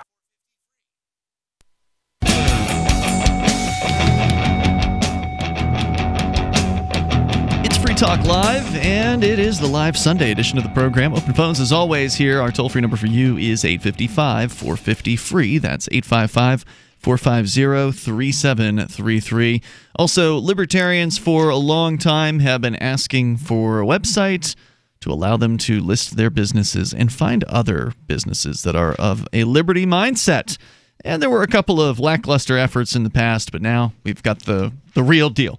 We've got liberty.menu. It's a great-looking site that's easy to use that allows you to list the thing that you do. Maybe you provide a product or service, and you're a liberty-minded person. You want other libertarians to know about you. This is the site to go and list yourself on. For free, by the way. Listings are free. You can do more than one of them for free. It's international, too. It is. There's a map, and you can see little map points of where people's businesses are. Liberty.menu is where you can go to do that. If you are an individual who rejects the initiation of force and who agrees to abide by the ethics of the non-aggression principle, you qualify to use liberty.menu. At its core, it's a directory for events, businesses, and even digital content. So if you're an online content creator, you got a YouTube channel or something like that, a Twitch channel, something you want to promote, you can also add that to liberty.menu. You can go there and use code FTL on your profile, your user profile, to get a special Free Talk Live listener badge. We can't give you a discount because it's free. So go to liberty.menu and get listed up there ASAP. Unless you don't want people to know you're a libertarian-run business, in which case you probably shouldn't list yourself there.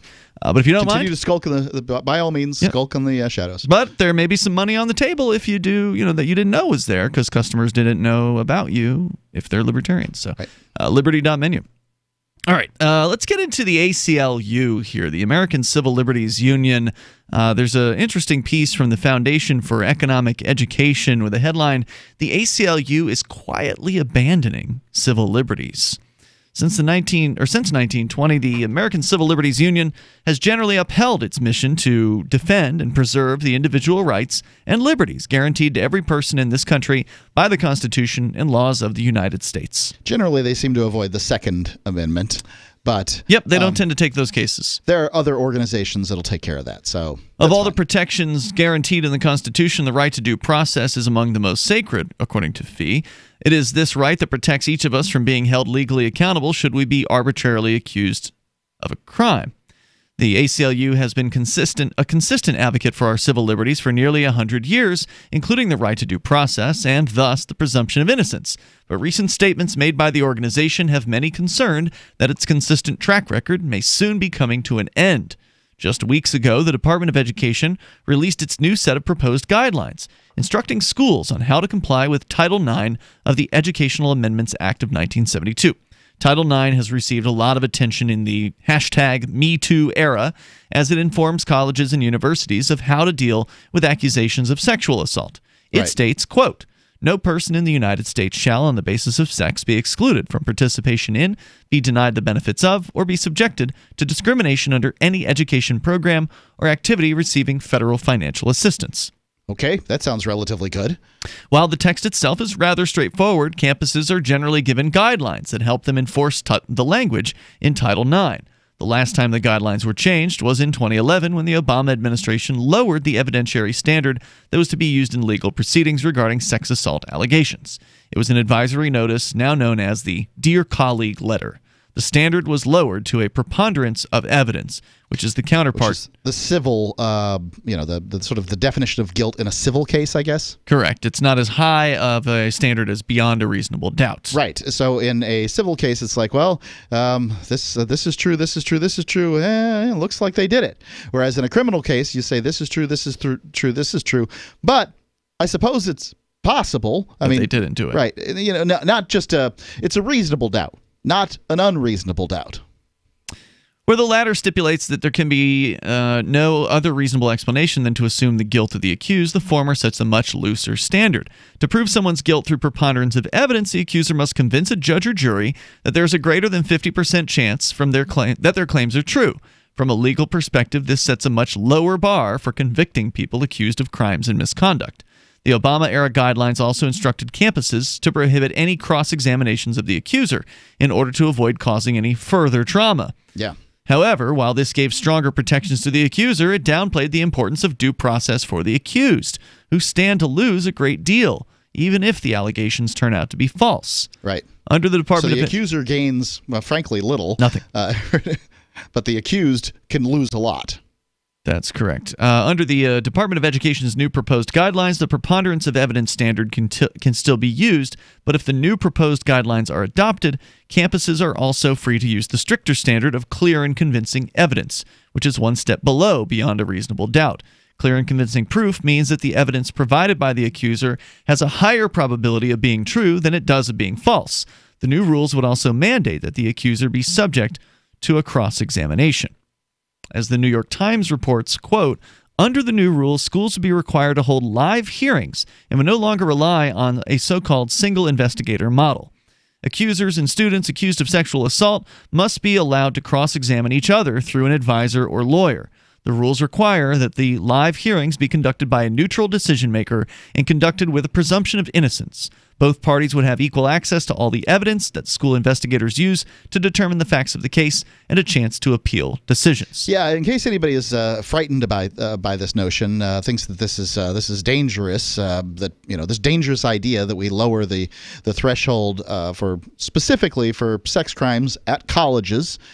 From where it is now, just consider that we're talking about raising it to, lowering it to the expectation of what is in the criminal justice system today. When we look at the criminal justice system today and the results, about 2/3 of people who take their cases all the way to trial are found guilty. Now, forget about all the people that are, just taking pleas because it's not worth taking it to trial, which clearly it's not. One would presume if you take it all the way to trial that there's a higher likelihood that you're innocent than otherwise, but we're finding 2/3 of the people who take things to trial guilty already. So, and then they get punished worse a lot of times. Oh yeah, then there's this very, very high punishment for taking things to trial. Usually, from what I can tell, 7 to 10 times the sentence. Historically, the ACLU has promoted legal protections that require the state to prove beyond a reasonable doubt that an accused person is guilty of a crime. But when it comes to accusing someone of sexual assault on a college campus, the ACLU appears poised to abandon this principle. Shortly after these new guidelines were revealed, the ACLU tweeted, quote, today, Secretary DeVos proposed a rule that would tip the scales against those who raise their voices. The proposed rule would make schools less safe for survivors of sexual assault and harassment when there's already alarmingly high rates of campus sexual assaults and harassment that go unreported. It promotes an unfair process, inappropriately favoring the accused and letting schools ignore their responsibility under Title IX to respond promptly and fairly to complaints of sexual violence. We will continue to support survivors, unquote. The system that we have in the United States for criminal justice, it had come to us through thousands of years of criminal justice evolution. I'm not saying it's perfect. By no means. I just critiqued it. However, the idea of lowering the standard by which a person is found guilty frightens me when we're already finding 2/3 of people in the regular criminal justice system guilty. Yeah. And, does this make people less sexual assault victims less safe? I don't know. I don't know how you would quantify that. But what it seems to me is that do you want to let your son go to a university where he may be accused and the accusation and can't defend himself will be considered true? That's what they said there. Can't face his accuser. He can't face his accuser. He can't ask any questions. It's just basically, it's true. It's true. Now prove it's not. Mm-hmm. Is that what you want for your son? Because it's probably not going to happen to your daughter. Just taking a wild guess here.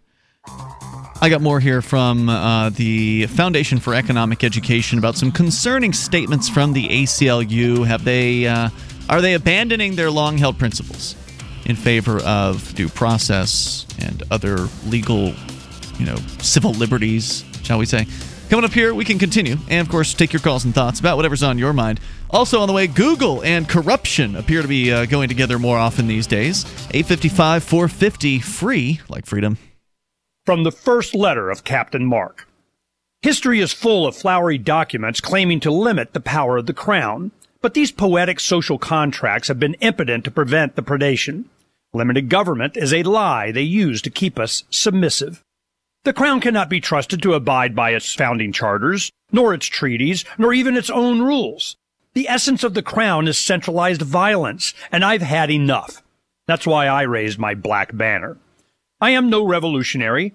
My aim is not to reset the cycle of violence, but to break it. My aim is an evolved society, invisible to the crown. Not a new hierarchy, but decentralized networks with no central figure for the crown to target. If you want your servile life, keep it, but we will not submit to the crown's agenda.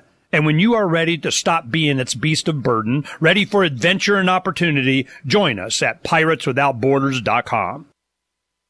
Most of you know that heart disease is the #1 silent killer in the U.S. What if I told you for just $54.95 a month you could fight against heart disease naturally? At Heart and Body Extract, we've been helping thousands of people get back to a healthier heart. Don't just take my word for it. Check out all of the success stories at hbextract.com, or to order, call 866-295-5305. That's 866-295-5305. hbextract.com. Don't risk it when you can take charge of it.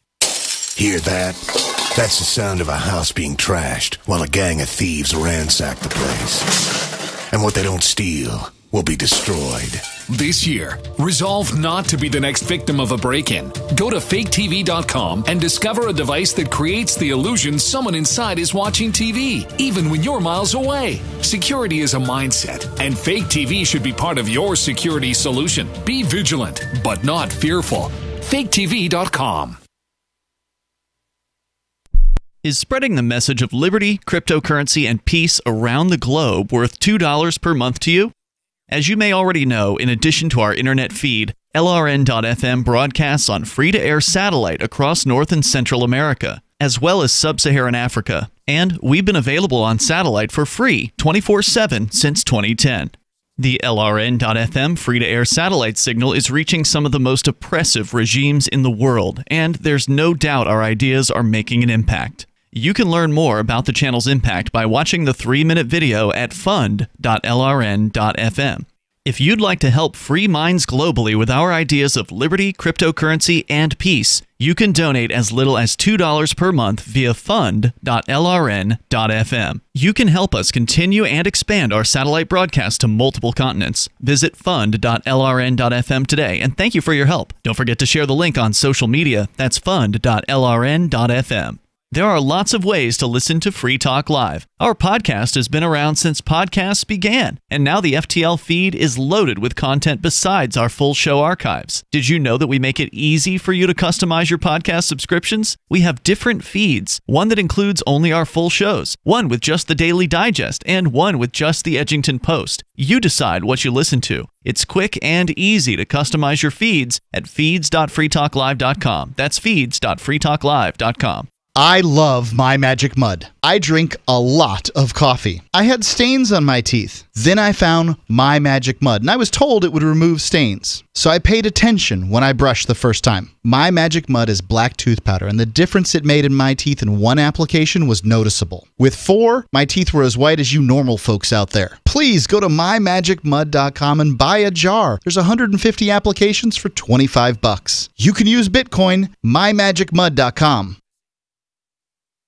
You're listening to the best liberty-oriented audio streamed around the clock, on the air, and online. This is the Liberty Radio Network at LRN.FM.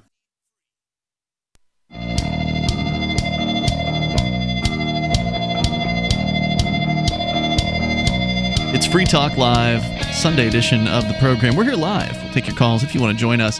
Talking about some concerns that the Foundation for Economic Education has about the ACLU.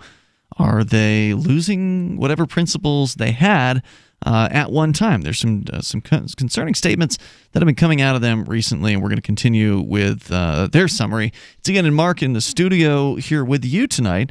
And don't forget, if you really enjoy Free Talk Live and you want to help support the show, one of the ways that you can do that is by joining us over on our Twitch at twitch.lrn.fm. You can follow the Twitch channel there, and once you follow the channel, if you've got your notifications turned on, whether you have the Twitch app or you get them via email, it'll send you a notice whenever it is that we go live. And not just us, but also the other shows that broadcast from our Keene, New Hampshire studios on the Liberty Radio Network, like Call to Freedom and Questioning Authority, which is our Saturday night show.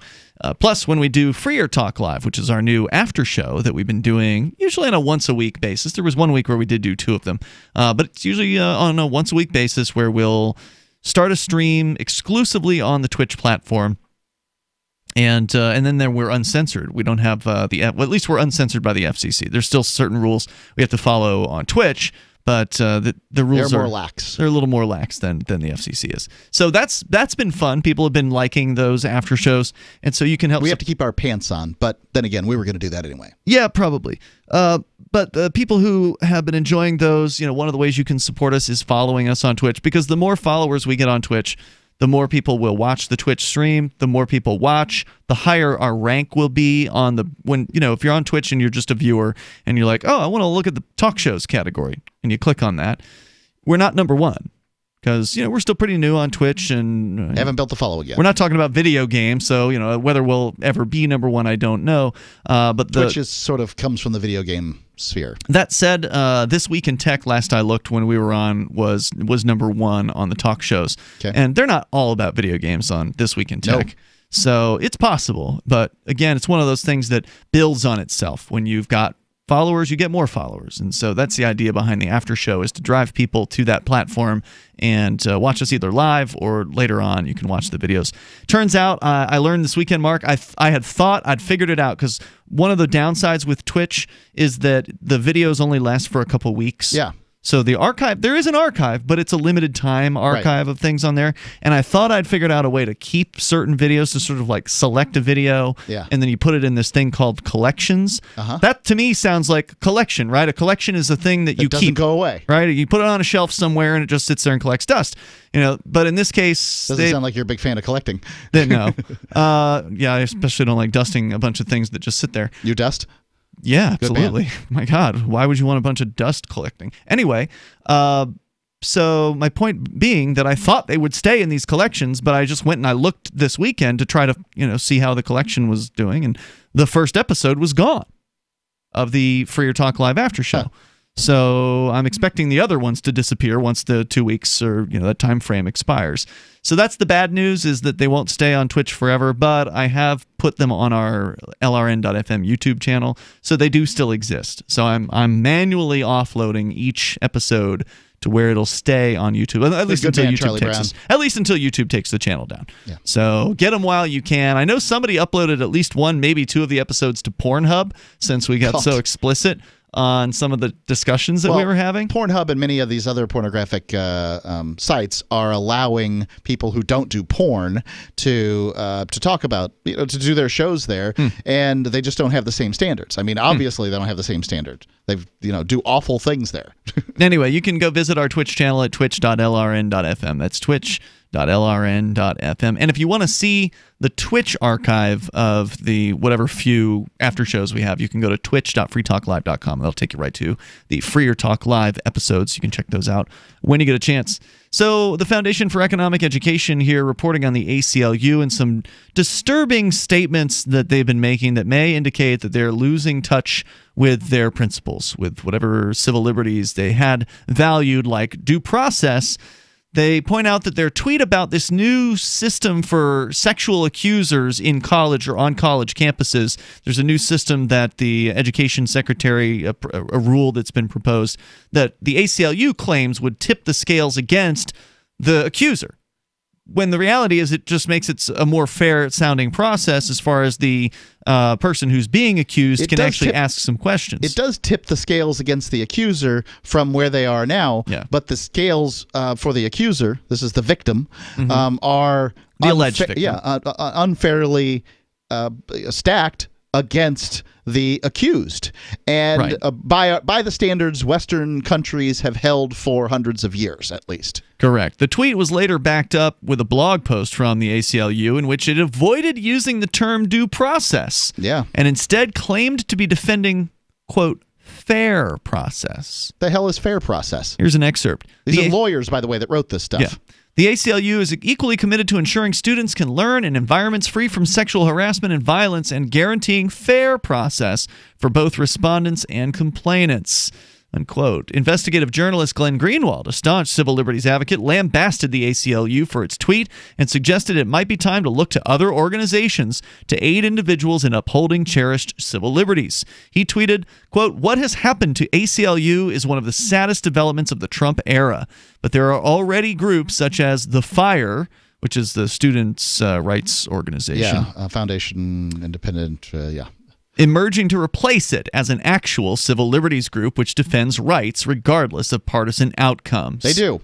Also, former president of FIRE, also Frank journalist Lickendorf? and lawyer David French, commented on the new guidelines saying, quote, "Not only will these rules restore basic due process and fairness to college tribunals, but they also, given how basic the changes are, highlight just how ridiculous university kangaroo courts have become." So the one thing I will say about this is that these university kangaroo courts, as they exist, my understanding is that the person who is found, culpable, not really guilty, because they're not going to jail.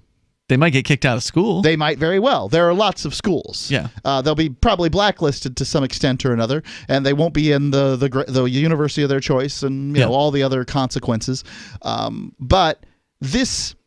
Like when a business decides whether or not an employee stays or goes, they are going to use a system to determine guilt. And I don't tell that business what that system, they need to have due process or whatever. But this isn't the same thing as an employer-employee relationship. It's also not a private business. These schools, by and large, are getting taxpayer funding. Yes.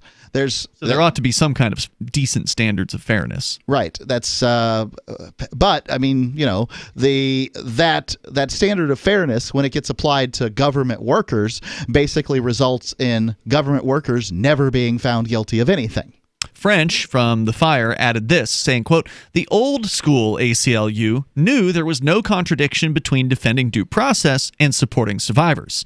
Indeed, it was through healthy processes that we not only determined whether a person had been victimized, but also prevented the accused from becoming a survivor of a profound injustice." Like being wrongfully accused? Yeah. Remember, it is better for 10 guilty men to go free than for one innocent to be convicted. This is a bedrock principle of the supposed, justice system with due process that we're supposed to have here. Yeah. Another problem, says Fee, as Naomi Schaefer-Riley writes in National Review, is that campus kangaroo courts were never supposed to deal with matters as serious as sexual assault in the first place. They were established in the 1960s and 70s to adjudicate more trivial matters such as student plagiarism or honor code violations. As such, these disciplinary panels are ill-equipped to deal with something as severe as sexual assault allegations. Right. A sexual assault allegation really should be being dealt with by the local criminal justice system, not by it's an the assault. university. And the university, to my mind, the most that they should be able to do is suspend you while you're awaiting trial. But if you're somebody who is concocting a story, trying to get somebody in trouble for whatever reason, he's your ex-boyfriend and he was mean to you, or whatever the reason is. If you're somebody who's concocting a story, well, you may have to actually have some shred of evidence in a criminal court. But if the case is being held in front of the tribunal at the school, you don't have to have that much evidence. So you don't really want to go to the criminal court because there might be some sort of negative consequence there for a false accusation if it was somehow revealed to be false. Whereas at the school, you're just going to get your way, basically. You're also dealing with an atmosphere where, young people, specifically, the feminist types and all that stuff, are experimenting with different ideas. And that's great until, those negatively affect people. One of those ideas they're experimenting with is that you can withdraw consent after the fact, after something occurs. So you can have sex with somebody with consent, but then you can withdraw that consent later. How could you possibly do that? There's more coming up here about the ACLU, and it's not just about the schools. We're done with that part of the story. Now, it's about the white supremacists and freedom of speech, another area where ACLU may be falling down on its principles.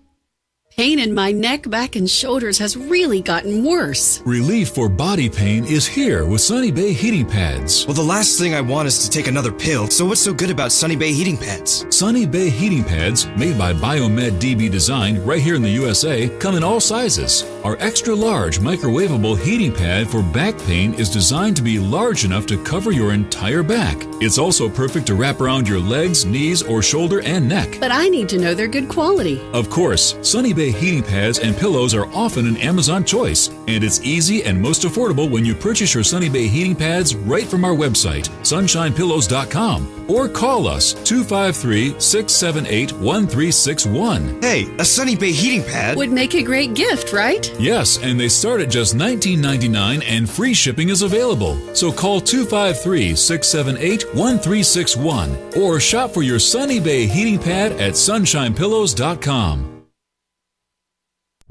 So you've signed the Shire Society Declaration and are planning your move to New Hampshire to be around more liberty-oriented people. Next, sign up for the Shire Society Forum at forum.shiresociety.com. There are a bunch of people there who are already in the Shire, and they want to meet you. If you're already in the Shire physically, you should also come by the forums. Remember, not everyone uses Facebook. New people are signing up for the Shire Society Forum every month, so drop in and say hello at forum.shiresociety.com.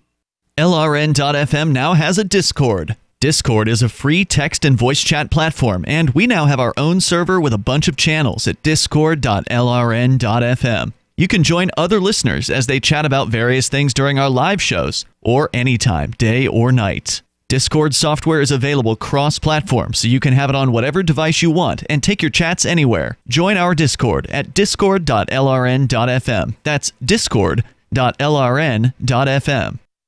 You're listening to the live edition of Free Talk Live. Hour number 3 is next after the news here on the Liberty Radio Network at LRN.FM. From Keene, the Shire, the Liberty Media capital of the world, this is Gerald W. Perry, host of FPP Radio News for the weekend of December 7th through the 9th, 2018. Silver is trading at $14.48 per ounce. Gold is valued at $1,240 per ounce. Zen is trading at $5, and the average price of Bitcoin is $3,408. Antiwar.com reports Yemen's high-profile peace talks in Sweden are set to open, but already look to be on the brink of collapse, with both sides lashing out at one another and Houthi officials openly questioning whether the talks are even serious and worth pursuing. The big stumbling block is that, having finally gotten both sides to the table to discuss a settlement of the multi-year war, the pro-Saudi Hadi government reiterated the same demands they had at the start of the war, insisting that the Houthis unconditionally disarm and cede the city of Hodeidah to them. The Houthis are being a bit more modest in their goals, focusing on trying to get the Sana'a International Airport reopened to civilian traffic. They'd also like Hodeidah to remain open to aid, though that's a matter the UN is already pushing hard for without them. Though every side went into these talks expressing support for a peace process that would end the war, the Hadi government has continued to make it clear their demands are an unconditional victory, and as ever, that is putting a roadblock in front of serious efforts to start making a permanent deal. In 1999, Darrell W. Perry began a search for traditional values, which led him down a path to the ideas of liberty. He tells the story in A Rebel's Journey, My Path to Liberty. Of the book, Dr. Brian Sovereign says, "Sometimes it's funny, and sometimes I think it's crazy, but it's always authentic." Find A Rebel's Journey, My Path to Liberty by Darrell W. Perry on Facebook, read reviews on Amazon, ask for A Rebel's Journey wherever books are sold, or visit arebelsjourney.com. UPI reports dozens of college campuses suddenly closed without notice this week after parent company Education Corporation of America lost its accreditation and funding. The closing affects 75 campuses across the country, including Brightwood College, Brightwood Career Institute, Ecotech Institute, Gulf Academy of America, and Virginia College. The ECA announced that operations would be discontinued in December of 2018. Information about transferring, getting a transcript, and other general questions will be posted to the site around December 17th. The colleges serve at least 20,000 students, making it one of the largest for-profit colleges in the country. Enrollment has been declining for years, forcing the troubled chain to close one-third of its campuses and pursue a financial overhaul in the courts. But creditors would not relent as ECA fell behind on payments. On Tuesday, the Accrediting Council for Independent Colleges and Schools suspended the college's accreditation, meaning it can no longer operate. Diane Worthington, a spokeswoman for the company, said in a written statement, "After many years of training students for new careers, it is with a heavy heart that today we announce that Education Corporation of America is closing all of its career colleges, effective with the completion of the current module or term for most students." Alexis Garula, a student in the dental program at Brightwood College, said, "They don't really have any answers for us. We can take our final test and get credit for this last course."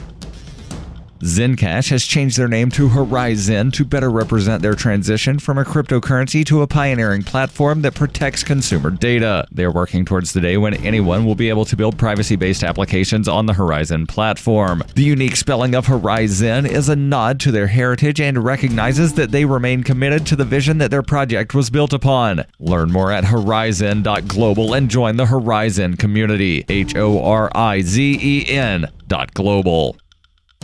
Reuters reports Republicans and Democrats in the U.S. Senate scrambled on Thursday to save an effort to overhaul America's prison policies and criminal sentencing standards, seen as a bipartisan win just weeks ago, but now up against a major obstacle. Republican Senate Majority Leader Mitch McConnell, who controls the chamber's agenda, has not brought up the legislation for a vote, even though it is backed by President Donald Trump and perhaps as many as 70 senators, depending on how you're counting. High political stakes ride on the outcome, which some lawmakers see as a test of Congress's ability to pass any kind of bipartisan policy reform, even with White House support. With the Democrats taking over the House of Representatives in January and Republicans keeping their grip on the Senate, bipartisanship will be needed to get much done in 2019 and 2020, even if hyperpartisanship has been the norm in recent years. Entitled the First Step Act, the bill would make it easier for some deserving inmates to be released from prison into halfway houses or home confinement, create programs to reduce recidivism, and prevent first-time nonviolent offenders from facing harsh mandatory minimum sentences. Waiting for next year, they fear could give opponents more time to pick apart the current legislation. This has been FPP Radio News. Online at fppradio.com. Federal authorities are currently on high alert in Washington, D.C., following reports that hundreds of crazed sociopaths infiltrated the congressional chambers this morning. Mary Canley, a Capitol employee who managed to escape the House chambers, described the troubling scene to reporters. I saw all of them. About 400 to 500 completely deranged people just rambling on about guns, the military, and money. Investigators say the lunatics, many of whom are believed to suffer from severe personality disorders, have locked themselves in the chambers for hours now, with no clear purpose or reasoning. I looked at one of them right in the eyes, and it was like he was empty on the inside, devoid of any emotion or feeling. It was horrifying. It's only a matter of time before they do something that really hurts someone. We believe these men to be manipulative and extremely dangerous. Luckily, they are also very disorganized, and there is a chance they may never be able to ever take any action at all. For more on this developing story, keep checking theonion.com. This is the Onion News Network.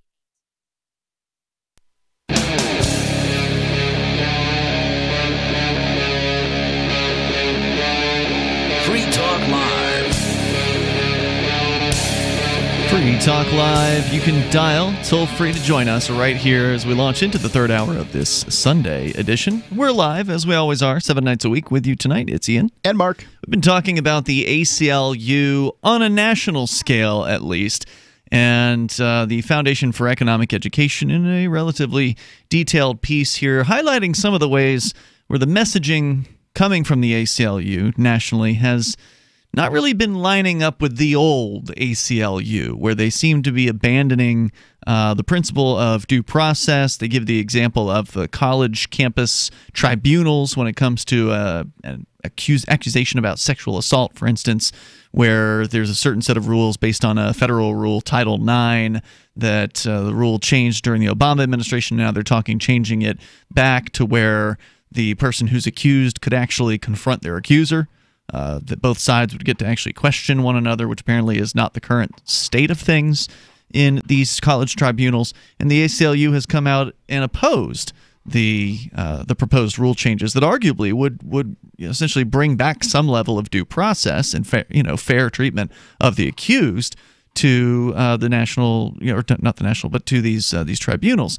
And presumably, if it hadn't come from the Trump administration, then they would probably have supported it. That's the sort of the suggestion here by the story of the author at Foundation for Economic Education. And Glenn Greenwald, apparently. Right, Glenn Greenwald is on the side of this author here with Fee. Glenn Greenwald also criticizing the ACLU on this issue. And certainly the ACLU over the last couple years, since Trump's been in office, they have used the Trump administration to grow their organization tremendously. Yeah. I go to the ACLU New Hampshire. The NHCLU. They changed their name. Okay.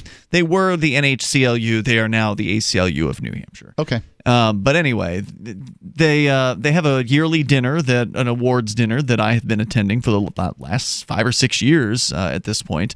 And it's an excellent event, and they highlight a lot of the things that they do locally.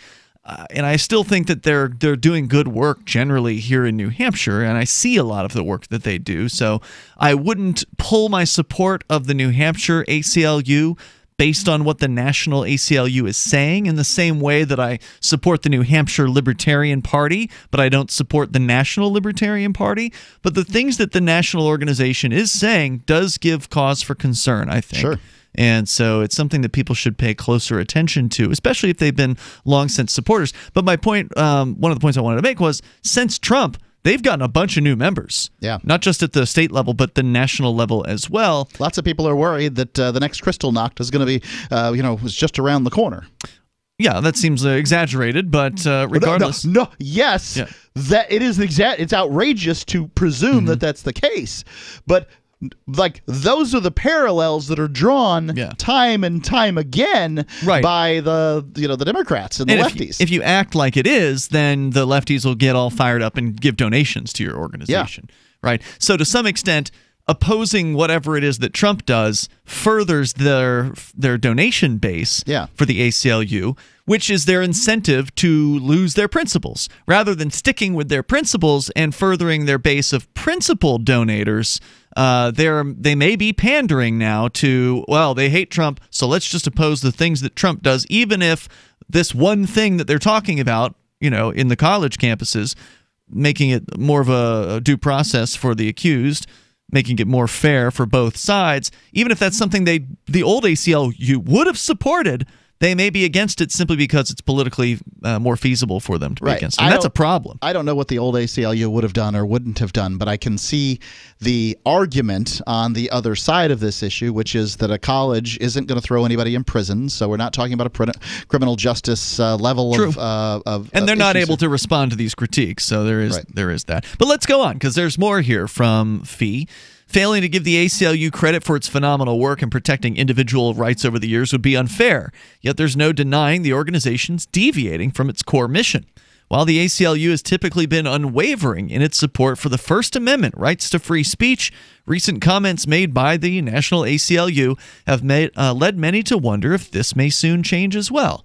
In regards to First Amendment protection, lefties have been going after free speech here in the last half decade. For whatever reason, they're just deciding this is a hill to die on. The ACLU, they say, is committed to defending speech rights without regard to whether the views expressed are consistent with or opposed to the ACLU's core values, priorities, and goals. And certainly in the past, we've seen the ACLU stand up for some very despicable speakers. Yep, and support white supremacists march and the right to march and all that stuff. However, according to Fee, they have also stated they reserve the right to deny taking cases, quote, if the extent to which the speech may assist in advancing the goals of white supremacists or others whose views are contrary to our values, unquote. This summer, a leaked internal memo revealed the organization had adopted the belief that hate speech did not qualify as free speech. The memo read, quote, speech that denigrates such groups can inflict serious harms and is intended to and often will impede progress toward equality. Now, this is a dramatic turnaround for the ACLU. And again, this was a leaked internal memo saying this. The ACLU later discounted the language used in the memo in a blog post rededicating itself to the issue of free speech. Okay, good. However, given its unwillingness to defend the right to due process, there are reasons to be concerned with the direction in which the organization may be heading. And this is to say nothing of the part of the Bill of Rights the organization has ignored entirely, the Second Amendment, which you touched on earlier, Mark. As they do. Yep. By choosing, and to be fair, I can see why the ACLU ignores the Second Amendment. There aren't nearly as many organizations out there that are supporting the First Amendment or any of the other amendments as there are the Second Amendment. And look, and I can understand why. Before the leaked memo here, they've stated they reserve the right to deny taking cases if the extent to which the speech may assist in advancing the goals of white supremacists. The ACLU isn't obligated to take your case. No, you may but have if they choose to tell you why, so if they don't want to take your case because, hey, we're loaded up, we don't think that this is a good case for free speech, this isn't going to make it to the Supreme Court, this is just a better case for some other organization, all that's fine. But if we just don't agree with you, now you have deviated from the core purpose of the organization. So I support their right to choose not to take cases based on sort of whatever their reasons are. But once their reason is because we don't agree with you, well then I mean that's not what rights are about. Going on here, by choosing to interpret the Second Amendment as a collective right, the ACLU has fallen woefully short when it comes to protecting each individual's right to bear arms. But that's old news. I mean, they've been that way. Allegation, and nobody's perfect as far as these national organizations of any think tank or any attorneys group or whatever. You just got to kind of take the ones on where they're right and support them for the things that they're right about. And I don't agree 100% with the ACLU. There's certain issues where I don't think they're right about. Like, for instance, they support generally support like government subsidies of birth control and things like that. And I'm in favor of birth control. I'm just not in favor of government subsidizing it. But going on. Allegations of sexual assault and misconduct should most certainly be taken seriously, but not at the expense of the accused or the civil liberties that protect all Americans. Brittany Hunter here from the Foundation for Economic Education finally wraps up by saying the American legal system was founded on the premise that all accused individuals are innocent until they're proven guilty in a court of law. It's this maxim that sets our legal system apart from so many others. By removing this safeguard, we do a grave disservice to the pursuit of justice, even when it applies to those accused of the most heinous of crimes. So she's just saying, hey, there's a few indicators here that you might want to be cautious on maybe this group is losing its way. Right. So, in the past, I've heard many sort of some somewhat liberty-oriented organizations say that the ACLU is bad and that sort of thing. The far-righters hate the ACLU for whatever reason. I remember hearing them being trashed on the Rush Limbaugh show years ago. Well, Rush Limbaugh's not far-right. I'm talking about the ultra-rights. They hate the ACLU. For whatever reason, they hate the ACLU. But we here on Free Talk Live, we've always sort of supported the ACLU because they're principled in the way that they're principled, at the very least. Yeah. They make it clear, but I would hate to see them become less principled than they are. Me too. I'll definitely be keeping an eye on them because, like I said, I support them locally, and so I pay attention to what they do, see them frequently in the State House testifying on various issues, and almost always in favor of more freedom. So at least up here, they do pretty good work. More coming up. This is Free Talk Live. She's such a beautiful little puppy. I mean, we walk around the block, and neighbors always say, her hair is so beautiful. Healthy and shiny and glossy. DINOVITE.com. Fatty acids, omega-3s, and omega-6s are great for healthy skin and soft, shiny coats. I would really recommend people starting their puppies on Dinovite before they get into what I would call the misery index. Bad skin, bad ears, bad breath. Because if they're getting all their vitamins, micronutrients, microbials from the beginning, then you're not going to run into the problems associated with the allergies, grass, pollen, dust, dirt, fleas, ticks, you name it, and the itching and shedding down the road. Our vitamins and enzymes replace the nutrients cooked out of most commercial dog foods. Dinovite for life. This is Ed Lukasevic and Cindy Lukasevic, inviting you and your pets to Dinovite. 859-428-1000. DINOVITE.com. Are you a cryptocurrency advocate? The Crypto Tip is the ideal outreach tool to help new people discover cryptocurrency. It's a printable business card-sized tip that you can give to service providers, preferably in addition to a good cash tip. When the server scans the QR code, it'll bring up an explanation of cryptocurrency, how to install a wallet, and allow them to claim the tip. If they don't claim the crypto, you get your tip refunded to you after a time period you specify. Plus, if they do claim the tip, you get an email alert. Create as many tips as you want at cryptotip.org. That's cryptotip.org. Do you operate a retail business and are looking for a solution for point-of-sale cryptocurrency acceptance? It's never been easier thanks to AnyPay.global. There's no paperwork or approval process to open an account. If you already have a tablet at your cash register, you're almost done. Just sign up at AnyPay.global. Drop your personal crypto wallet addresses in our setup page, and then load our app. That's it. You're accepting cryptocurrency like Bitcoin and Dash at your store. Get started now at AnyPay.global. That's AnyPay.global.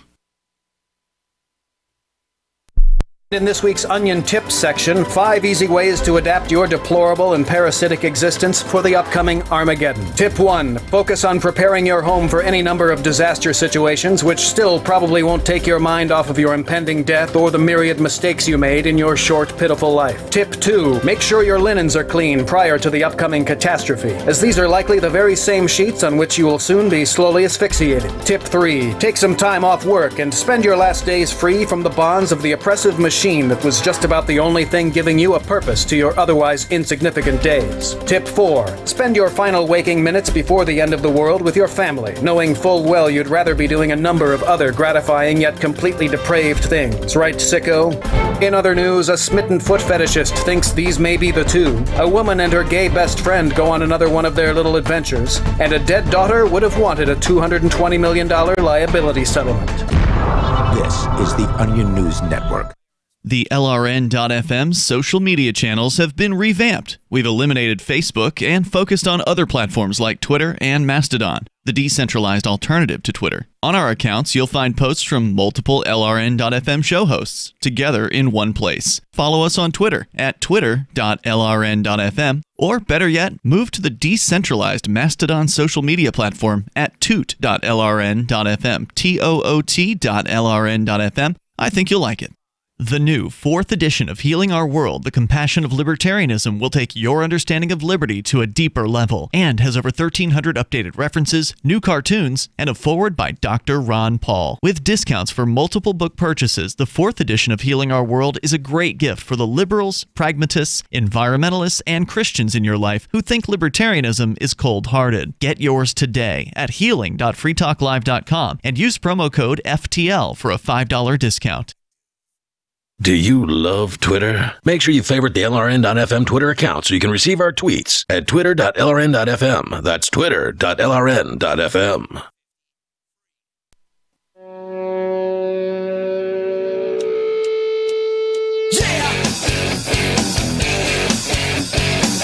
This is Free Talk Live. You can bring up whatever you want. Our toll-free number is 855-450-FREE. That's 855-450-3733. We've got the Discord on-air call-in line rooms. That's where we're going to next, where you can sound almost like you're sitting here in the studio with us. Live Sunday show. It's Ian. And Mark. To the phones, to the fun. I do want to also make sure that you know you can sign up for our email list over at freetalklive.com. The email sign-up box is right there toward the top of the website. It should be pretty easy to find. freetalklive.com. It will send you usually no more than one email per week to keep you in the loop. So once again, that's freetalklive.com. Let's go to Gene, the Christian anarchist. He's on our Discord on-air call-in line. Go ahead. Hey, guys. I finally stopped being lazy and went to Amazon and subscribed to your Twitch feed. Oh, cool. You mean you did the Twitch Prime thing? Yeah. Right on. So you're describing where Amazon a few years ago purchased the Twitch streaming platform, so it's now an Amazon company. Oh, really? And then they tied it in. You didn't know that? That's why you can do your Twitch Prime thing. I guess it makes sense. So if you're an Amazon Prime user or subscriber, and Mark, you're one of these things, you you get the free shipping. That's why most people probably subscribe to Amazon Prime. Yes. But they throw in a bunch of other things in the kitchen sink as far as... Don't forget the free shipping and basically a free Netflix channel. That's what I'm talking about. They throw in all this other stuff to kind of sweeten the deal. Huge. I guess, yeah, if you like watching TV online, that's cool. There's also like some sort of Amazon Music, and then there's like this one, you get one free subscription from Twitch. And if you want, you can throw that subscription our way. If you've not been using it, then you might as well. Right. Then if you're like, what is Twitch? Then and you're an Amazon Prime member, that we're talking to you. Yes, you can do this. If you like what we do and you want to help support us, because it's money that Amazon's going to keep. If you send that to us, then LRN gets a couple bucks basically. Right. Every Amazon single can month. afford it. Yeah. So all you have to do, right, Gene, was you just link up your Amazon account with your Twitch account, and that's a pretty simple process. Yeah, basically at Amazon, just type Twitch into the search bar, and I came up with a link for doing what I needed to do. Perfect. And also, if you're on your full web browser on our Twitch channel at twitch.lrn.fm, just scroll down below the video and you'll find instructions there. So it's super easy to do. Mark, even you've been able to do it more than once. So thank you for that. Well, the first time is the hardest. Right. The first time you have to link it, and then after that it's super easy. After that, yeah, super easy. Like you click, go to the done. site. Yes, click done. Yeah. So thanks for doing that, Gene. Anyway. We really appreciate it. And what were you calling about? I called to go back to your thing about sexual abuse charges and how easily it's getting. I just wanted to say what I'm predicting is going to be happening, and this is not a good thing, because back in the day, I grew up in the 60s. Back in those days, a person that did a minor sexual crime, you might get a few months in. If you did something major like a rape, you probably would get like 6 years in jail. Nowadays, those same offenses are becoming more 6 years for the minor offense and 25 years for the rape. Okay. And now they're trying to make it so you can't even defend yourself. So here's my prediction. As you increase the penalties for crime, all these ladies, I don't want them to think that I don't think rape is a big thing, because I was sexually abused when I was young. And I know, so don't go preaching to me that I don't care about what people do, but you have to have a measured response to the crime. And even though, I was a victim of sexual abuse, I was not murdered. I still managed to live out, and I made mistakes like everybody else, but I managed to have a happy life and a productive life, and so the sentence, life didn't end for me. The sentence for rape shouldn't be the same as the sentence for murder. Mm-hmm. Absolutely. I mean, that's the presumption here. But what's going to happen is, as these crimes, the punishment gets greater and greater, the people that commit them are going to become more and more desperate. So they're going to say, well, I'm going to do the rest of my life in prison anyway, so maybe I ought to just kill this person. And that way, at least I don't have a witness against me. And this is what's going to be happening. That's scary. people that commit these things are not going to be saying, well, if I get caught, I'm going to 6 months to 2 years. They're going to say, well, if I get caught doing this, I'm going to be gone forever. So therefore, I better shut this person up so they can never testify against me. That's not a good thing, people. Yep, no, that's a horrifying concept. That's not an incentive that you want to put in play. I don't think I ever thought about that, Gene, but that's bad. Anything else you want to share tonight? Well, that was the main thing I wanted to bring up, because I think it's a mistake, and I think that we're going to wind up with a lot more dead people. Well, I mean, I think it generally falls in line with the idea that the punitive punishments out there tend to not really be very effective. I mean, the more they crank up penalties, it doesn't really seem to have, and there have been studies that have been done on these things. It just doesn't do a whole lot. Mark, you've pointed out, if you put a violent, dangerous person in a pen with a bunch of other violent, dangerous you put bad people in bad places, treat them badly for X number of years, and then expect them to get out, act good. It's probably not going to work out very well for you. So, punishments tend to not be very effective. However, locking up bad guys so they can never get out, that does, arguably drive down crime. I mean, crime has gone down over time. As prison sentences in the United States have gone up, crime has gone down. However, crime's gone down on a worldwide level, and prison sentences haven't gone up on a worldwide level. Right, so it's correlation, not causation necessarily. Well, presumably, that's the case. But I don't know what else to say on that. If your society deviates from what is, the Founding Fathers were really, really, really, really clear that punishments should fit crimes, and the American public has turned from what we used to think. We used to be skeptical of the charges that were brought by government. No longer. At this point, if somebody's accused, they're guilty. They're going to sit in jail for 3 years if they want a trial, and then they have a 2 in 3 chance of losing, and then getting 10 times the charge they would have gotten if they had just taken a plea and said that they were guilty of a charge that they weren't guilty of. If they were not guilty. That's true. Well, Mark, you've definitely got it 100% right there. That's what I've seen happen over the past 50. It's not a good situation. It will have repercussions. It's a market failure, basically. The criminal justice system results. Well, it's not the market. Well, this is what we call it in economics, right? No, you don't call government the market. Okay, you're not an economist. No, but you shouldn't call the government the market. Well, it's not a market. It's a failure. In the area of justice, that is the market, the market of justice. There's a failure here because we are saying to people, hey, do you want more justice? Do you want to be safer? Well, think about it this way. And until it affects you and yours, you don't think about it. Thanks, Gene, for the call tonight. I appreciate hearing from you. I don't know if you can call monopoly provider a market, because you're not free to compete with a monopoly provider. Therefore, you don't have a market because there's no freedom for competition. But anyway, we got more coming up here. You can share your thoughts. Speaking of big market players, Google. Well, what's their latest corruption scandal? You may need this herbal tea for relief right away, so write this down. DRMILLERS clinic.com. If you take meds, then suffer stomach distress, constipation, indigestion, acid reflux, and bloating, and nothing else helps, get Dr. Miller's Holy Tea or Super Holy Tea, a cleansing, detoxifying herbal tea now available at great rates direct from Dr. Miller's office. Call or click 888-660-7039 or DRMILLERS clinic.com.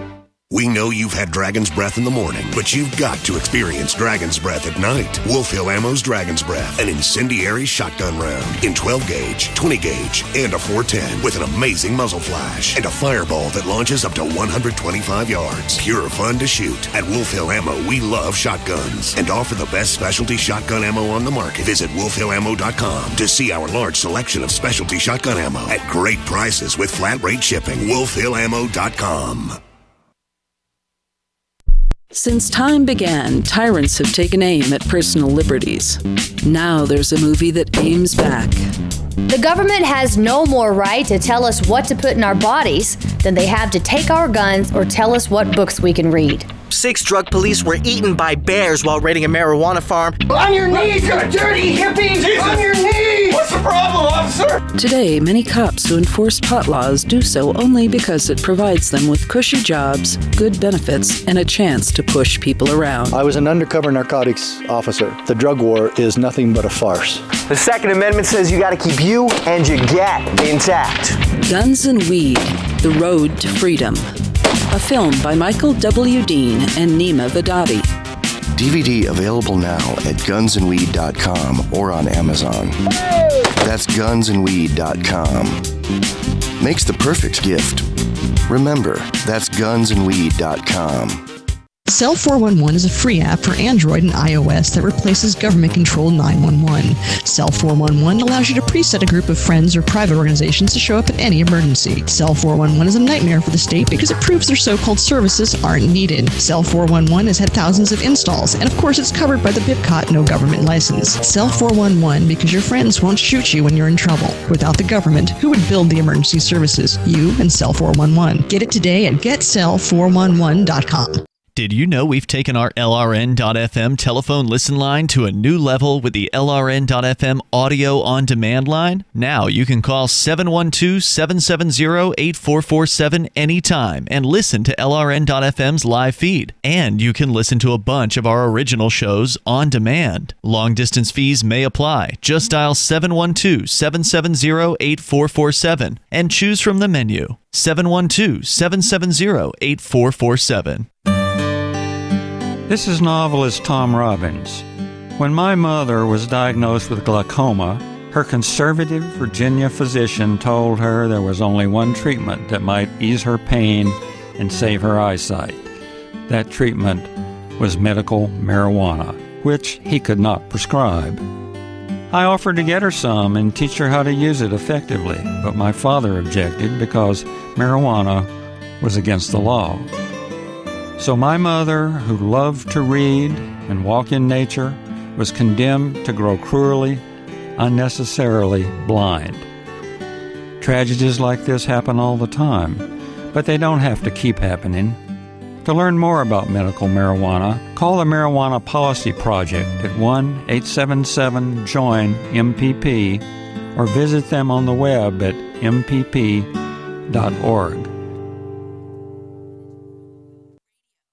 You can put the Liberty Radio Network on the air in your area. Visit broadcast.lrn.fm to learn how. Broadcast.lrn.fm.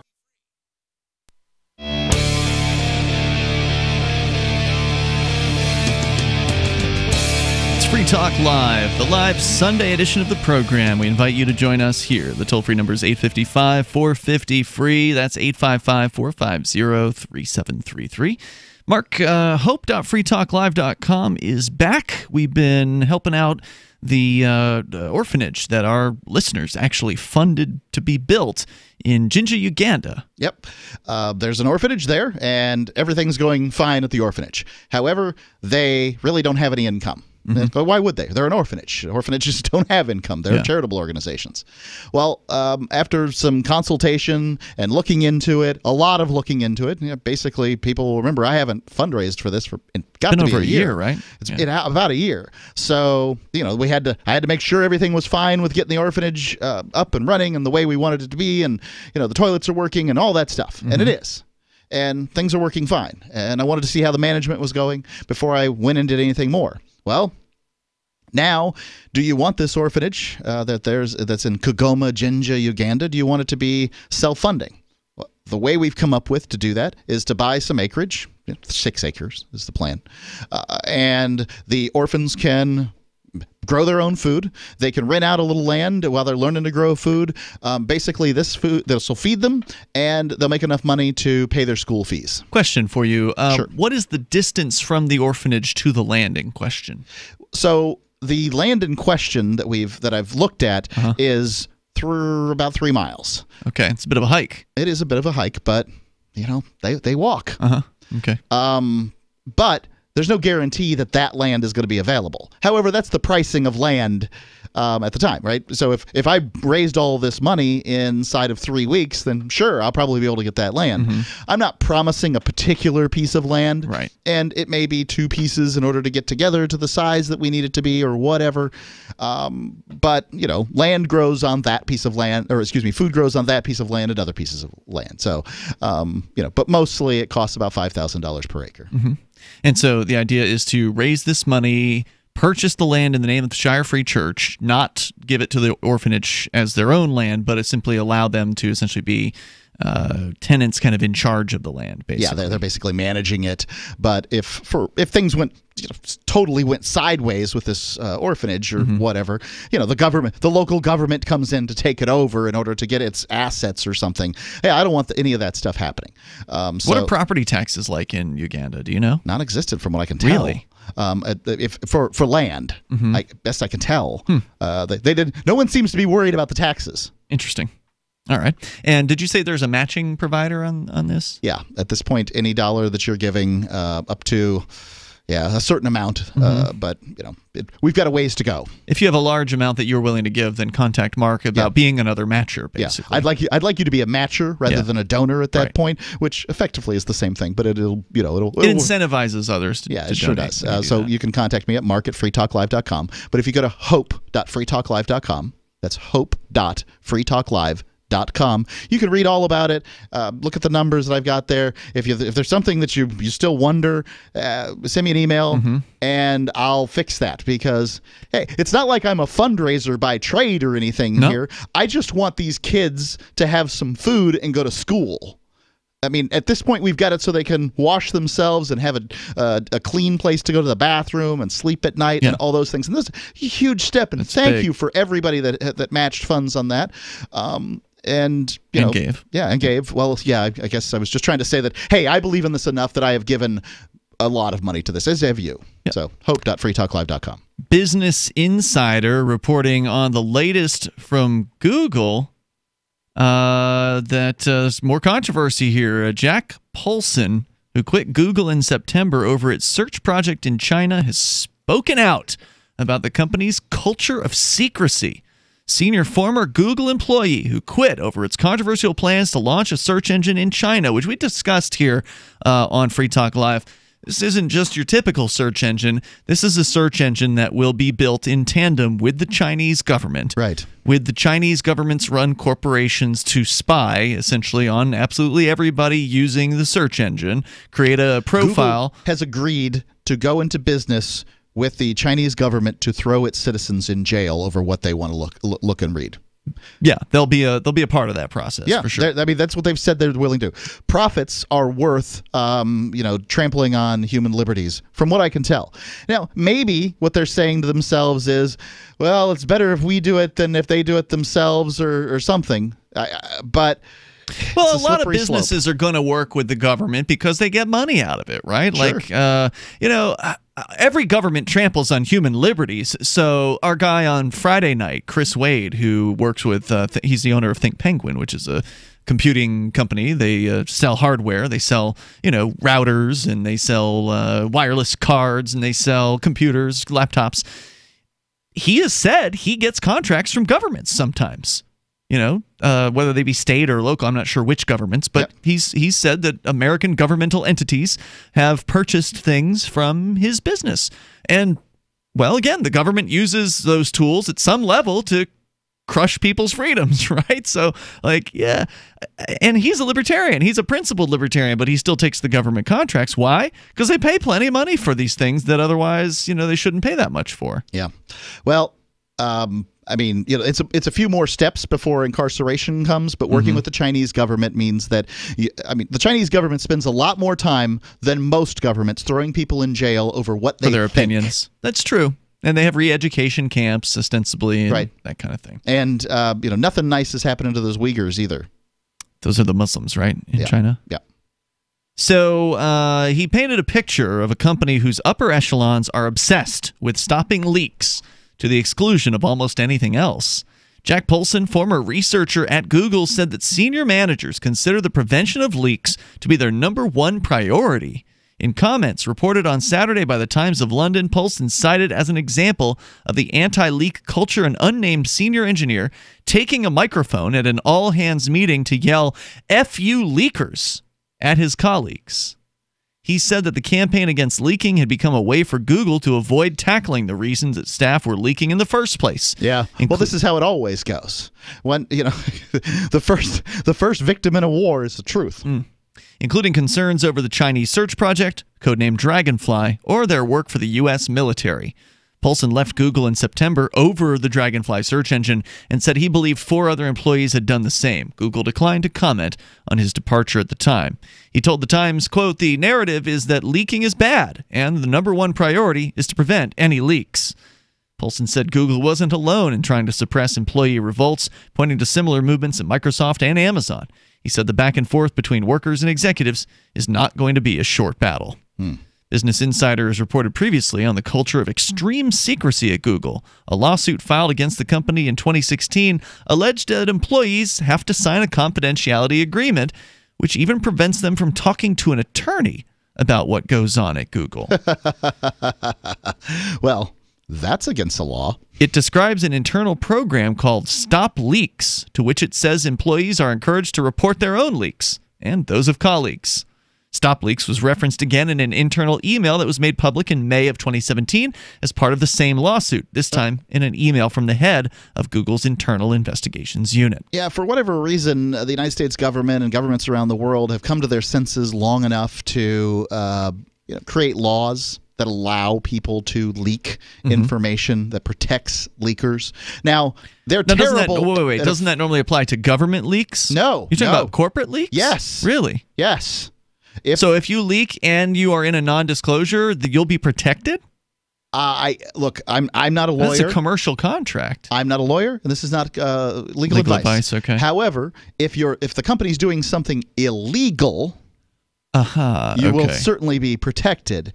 I don't know if those are the allegations in this case. Sure, but all I'm trying to do is draw parallel. They're just doing things that are unpopular. Just talking to the audience here. Yeah. Hey, audience, if somebody comes forth and says the truth about what Google is doing and whatever it is that they're doing isn't illegal, that doesn't mean that it's not bad.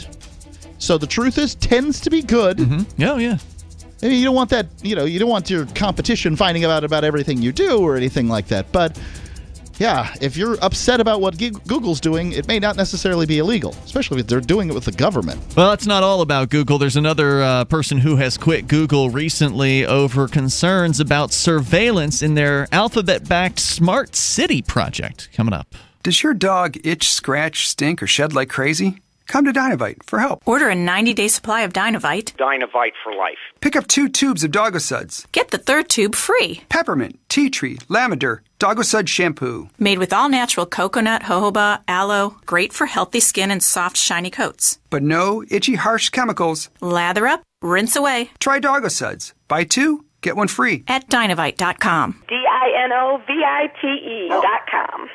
Bitcoin.com is delighted to announce their latest partnership with the gift card specialists at eGifter.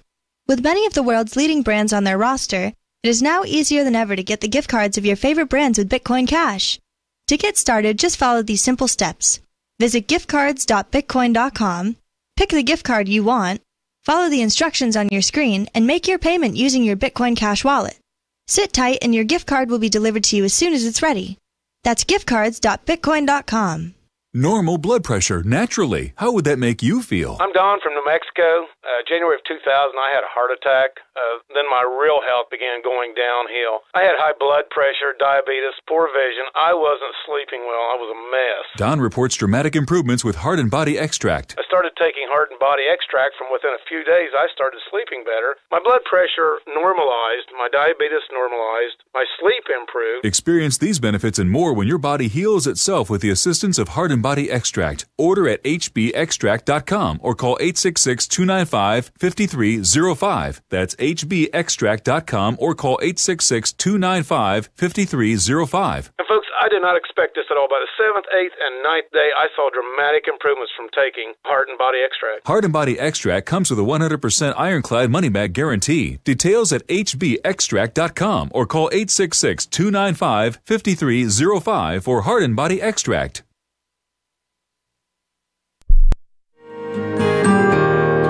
So the protection of life, liberty, and property is what the Free State Project is all about. But it's an effort to move 20,000 people who understand. It's about demonstrating to the entire country that, yeah, we can have a free market, a truly free market. Making it just a freer, great place to live.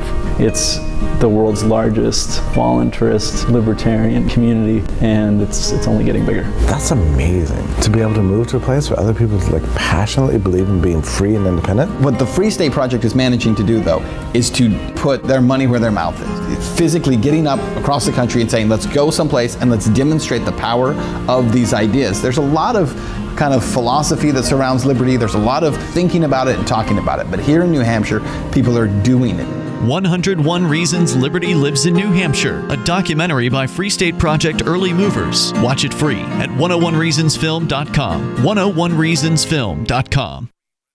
If you want to know the latest about Free Talk Live before we go on the air, all you need to decide is how you want it delivered. It's your choice. Visit news.freetalklive.com. You can get emailed announcements and participate in contests via our email updates list. Plus, we have a Twitter account that you can follow and a Facebook page where you can become a fan. So visit news.freetalklive.com to get news about Free Talk Live as soon as it's announced and the way you want it delivered at news.freetalklive.com. That's news.freetalklive.com. We've all heard about blockchain assets like Dogecoin, Ether, and Ripple. Bitcoin isn't the only player in the blockchain game any longer. And for those of us wondering how to get our hands on these digital assets, finally, there's a solution. Shapeshift.io allows you to buy and sell between your digital assets and Bitcoin instantly between your own digital wallets. I've used it with ease. Shapeshift.io. There's no account or email address needed. You send them the crypto you want to sell. They send back the crypto you want to buy. It's that easy. Shapeshift.io. Help get LRN.FM into more ears. Visit promote.lrn.fm for a free bumper sticker, flyers, banners, graphics, and more. Promote.lrn.fm. Oh, I cannot hear myself. Can you hear yourself there, Mark? Okay, there we go. You're good? Okay, good. Technical difficulties. You cannot hear you. Oh, that's because I haven't unmuted you. That's better. Yeah, that helps. Yeah, that helps. All right, so professional broadcasters. You can bring up anything you want here. It is Free Talk Live, and it's open phones as always. The toll-free number here, if you want to join us, is 855-450-FREE. That's 855-450-3733.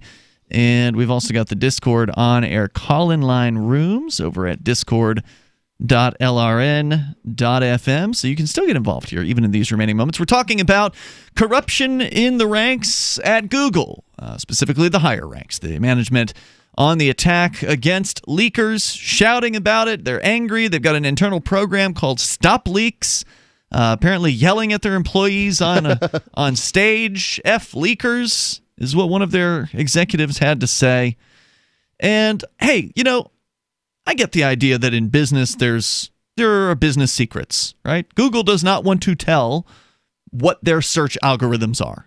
They do not want the average person, or certainly their competitors, to know how their business runs. So I can understand that. I can understand why KFC wants their recipe, the Colonel's recipe, to remain a secret. Yeah. I can understand why Coca-Cola wants their recipe to remain a secret. So I'm not saying that a business shouldn't be able to have internal secrets and information that stays within their business. But at the same time, I'm not saddened when I see employees breaking protocol and revealing things that reveal some detestable positions of a particular business. When some sort of outrageous thing is revealed for the whole world to see and it doesn't look good for Google, I think that employee has done the right thing. So to some extent, we talk a lot, Mark, about ending the idea of the state. We started the show out tonight talking about... We had a question. Define the state. The state is an organization that claims a monopoly privilege over the use of violence in a given landmass, or basically a monopoly governing organization in whatever area that they operate. Right. And, we talk a lot about that and having some sort of transition at some point to a voluntary society in which the state as a concept has gone away, has withered away and died off because we don't need to use aggression to control our neighbors anymore. We've let go of that concept. And this is a level of evolution to which I would love to see humanity achieve in my lifetime. I don't think it's very realistic that it will, but it would be nice if that did happen. However, even if we could make the state go away, that's not going to all of a sudden end corruption. That's not going to all of a sudden end, the people who believe in coercive force, the people who believe in taking advantage of their neighbors or screwing somebody over in a deal, or, there's some nasty people out there. Yeah. Many of them work for the state today. But if the state were to wither away because people didn't believe in the state anymore, those people would still be there. And they would go into different areas of the world, whether it be, is in religion or in business or in whatever, and they would be corrupt in those places. They wouldn't have the same level of power, probably, that they do as a government agent or a government politician. Those people have a lot of power that they've aggregated to themselves through the political process and the people's beliefs in it. So they wouldn't have the same level of influence over other things, but still within their purview, whatever it is that they have their power over, they would still be able to act in certain corrupt manners, and that would be a bad thing. And in the same way that you have today businesses being outed for being corrupt, not just Google, but the car repairman who's screwing people over, old people coming in, repairing things that aren't broken. These old stories about businesses that are dishonest or not corrupt or not honest. And so I think that in the absence of the government, we're still going to need leakers. We're still going to need people to come out and point their finger and say, this person running this business over here is a racist, or whatever, dirty, nasty thing about the businesses or charities, poorly run charities, charities that are spending way too much on overhead.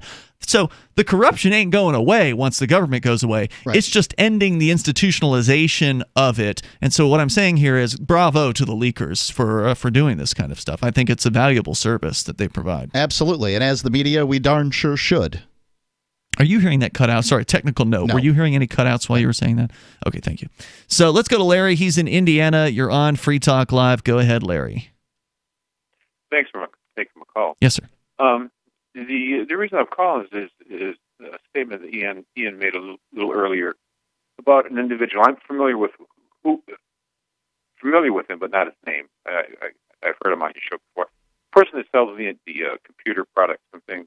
Yeah, Chris Wade from thinkpenguin.com. Okay, so I'll just use his name, Chris. And you said that he's a principled libertarian, although he sells products to government entities, whether they be local or whatever. You weren't clear on I don't know who his customers are, but he has said that he has sold computer parts to some government agency at some point. Okay. And I've heard you talk about people, in the police department and local government and the military and those types of things.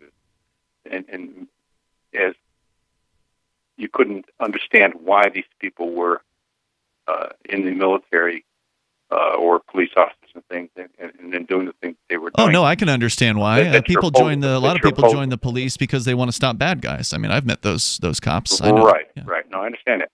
But how if this person that's selling the computer parts is aiding anyone in any way to surveil, to hack into computers, to do any of the things that the electronic items that he's selling, computer items he's selling, are allowing him to do, how can he be a principled libertarian?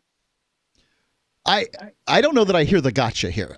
So on Free Talk Live, it's not a gotcha. It's just a question. How can a person say he's a principled libertarian if he's doing those things that in any way supports, aids, or otherwise gives assistance to any of those organizations that wind up doing? I suspect he would not knowingly sell computer parts to the Department of Homeland Security, the NSA, or the police departments. I suspect those are not his customers. But again, like I said, I don't know exactly which bureaucracies they were. But I don't think he would do that. I think that we all I'd like to take a shot at this if I may. We all have to operate within a status system, right? So do I support the government when I pay for gas and pay a gas tax and then drive on their roads? Sure. I got to get to and from to work, but I suppose I could just stay at my house and choose not to pay those taxes and then support these organizations. But we're all living in a status paradigm. What one has to do is one has to decide one's own tolerance. I don't think that makes somebody not not principled or principled. A principled person would say that people should be able to govern themselves. And right. that's So the what principle. you're saying is we have a moral relevancy. Yeah, there has to be. Like, ultimately, there's necessarily a moral relevancy. I mean, you're calling me on a telephone line here that likely you pick up, you're paying a government tax to keep your cell phone going. Mm-hmm. And so, yeah, I mean, everybody's is doing it. Oh, okay. So we don't, in essence, then with your opinions of things, if it's a moral relevancy, it's just different than other individuals. That's all. Well, I mean, we can talk about whether or not one supports the use of state violence or violence generally against one's neighbor, but I mean, we've got to live in this world. Here's what I'd like to add to this discussion. First of all, I think it would be most fair for you to call on Friday night when Chris Wade is actually on the show. And that's not what his issue is. His issue isn't Chris Wade. His issue is, well, how can you guys support liberty and still use the sidewalk? Well, that's not exactly what he said. Because you could argue that you have to use the sidewalk to go and get food or do things in life. You don't have to sell a contract full of computers to some government agency. You don't have to. Well, and I'm not accusing Mr. Wade in particular. I'm looking at the overall picture. Like we talked about just a couple minutes ago. The overall picture. Well, okay. But from a perspective of a business owner, somebody's going to sell the products to the government, right? They want to buy 1,000 modems, for instance. Somebody's going to sell them those modems. Should it be you, considering that you've spent a bunch of money paying taxes, why not get a piece of the taxes back that you've been paying into the system the whole time? Well, I'm not disagreeing. I was just trying to clear it up so that we all deal from a point of moral or legal or any kind. We all deal from a point of relevancy. It just depends on to what degree. Is that correct?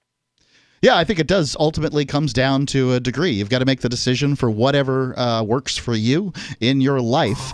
And, I hope it's not, well, if I'm as a libertarian, I'm going to be a member of the SWAT team, because if it's not a libertarian being part of the SWAT team, then who is going to do it? I don't think that works. I know he said he wasn't targeting Chris specifically, but I still would be interested in hearing Chris's response to that. I'd be interested in having a him. longer conversation and seeing what he thinks further. I would say call back in Friday night if you can, mark your calendar, because Chris usually is here with us on Fridays. We'll see you tomorrow online. In the meantime, freetalklive.com.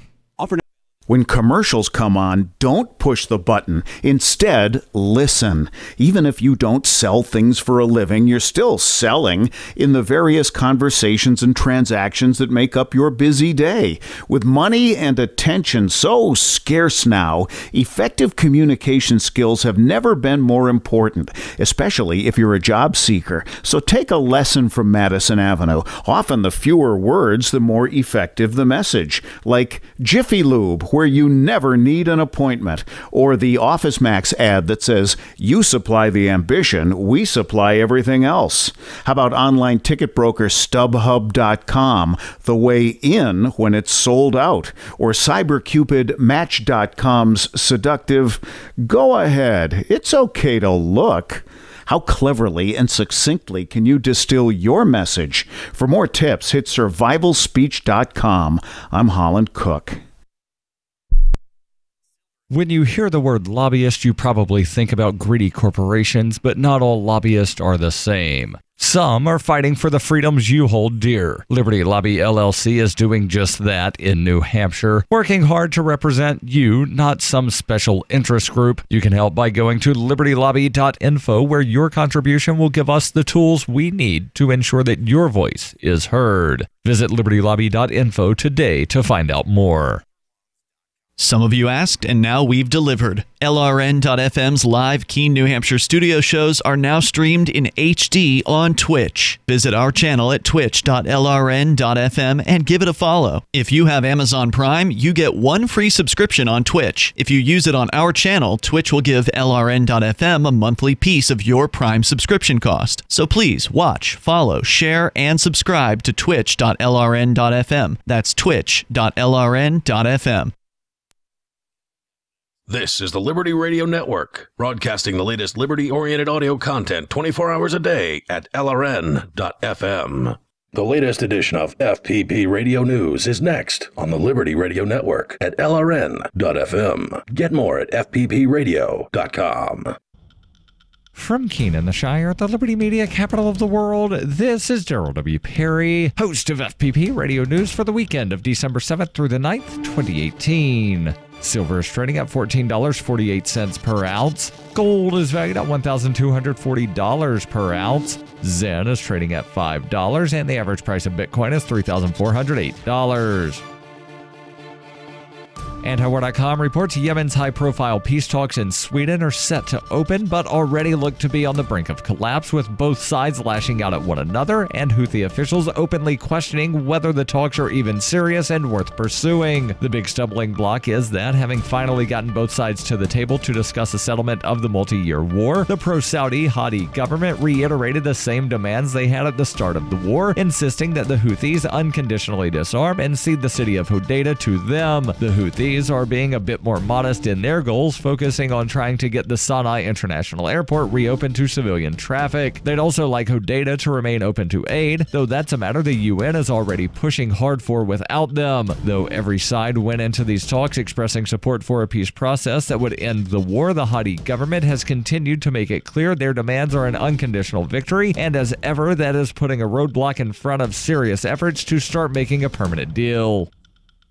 In 1999, Daryl W. Perry began a search for traditional values, which led him down a path to the ideas of liberty. He tells the story in A Rebel's Journey, My Path to Liberty. Of the book, Dr. Brian Sovereign says, "Sometimes it's funny, and sometimes I think it's crazy, but it's always authentic." Find A Rebel's Journey, My Path to Liberty by Daryl W. Perry on Facebook, read reviews on Amazon, ask for A Rebel's Journey wherever books are sold, or visit arebelsjourney.com.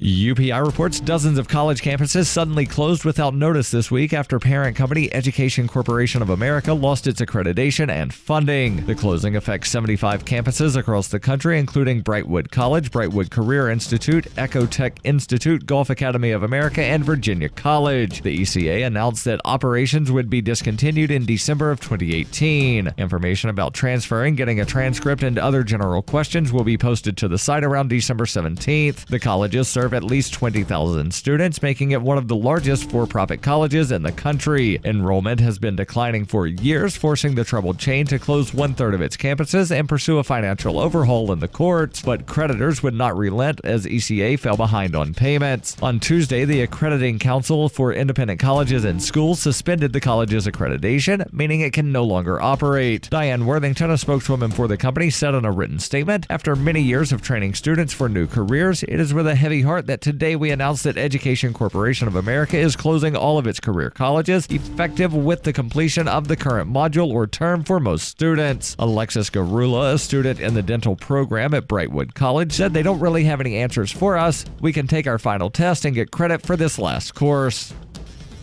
Zencash has changed their name to Horizon to better represent their transition from a cryptocurrency to a pioneering platform that protects consumer data. They're working towards the day when anyone will be able to build privacy-based applications on the Horizon platform. The unique spelling of Horizon is a nod to their heritage and recognizes that they remain committed to the vision that their project was built upon. Learn more at horizon.global and join the Horizon community. HORIZEN.global. Reuters reports Republicans and Democrats in the U.S. Senate scrambled on Thursday to save an effort to overhaul America's prison policies and criminal sentencing standards, seen as a bipartisan win just weeks ago, but now up against a major obstacle. Republican Senate Majority Leader Mitch McConnell, who controls the chamber's agenda, has not brought up the legislation for a vote, even though it is backed by President Donald Trump and perhaps as many as 70 senators, depending on how you're counting. High political stakes ride on the outcome, which some lawmakers see as a test of Congress's ability to pass any kind of bipartisan policy reform, even with White House support. With the Democrats taking over the House of Representatives in January and Republicans keeping their grip on the Senate, bipartisanship will be needed to get much done in 2019 and 2020, even if hyperpartisanship has been the norm in recent years. Entitled the First Step Act, the bill would make it easier for some deserving inmates to be released from prison into halfway houses or home confinement, create programs to reduce recidivism, and prevent first-time nonviolent offenders from facing harsh mandatory mandatory minimum sentences. Waiting for next year, they fear could give opponents more time to pick apart the current legislation. This has been FPP Radio News. Online at fppradio.com. Is spreading the message of liberty, cryptocurrency, and peace around the globe worth $2 per month to you? As you may already know, in addition to our internet feed, LRN.FM broadcasts on free-to-air satellite across North and Central America, as well as Sub-Saharan Africa. And we've been available on satellite for free 24/7 since 2010.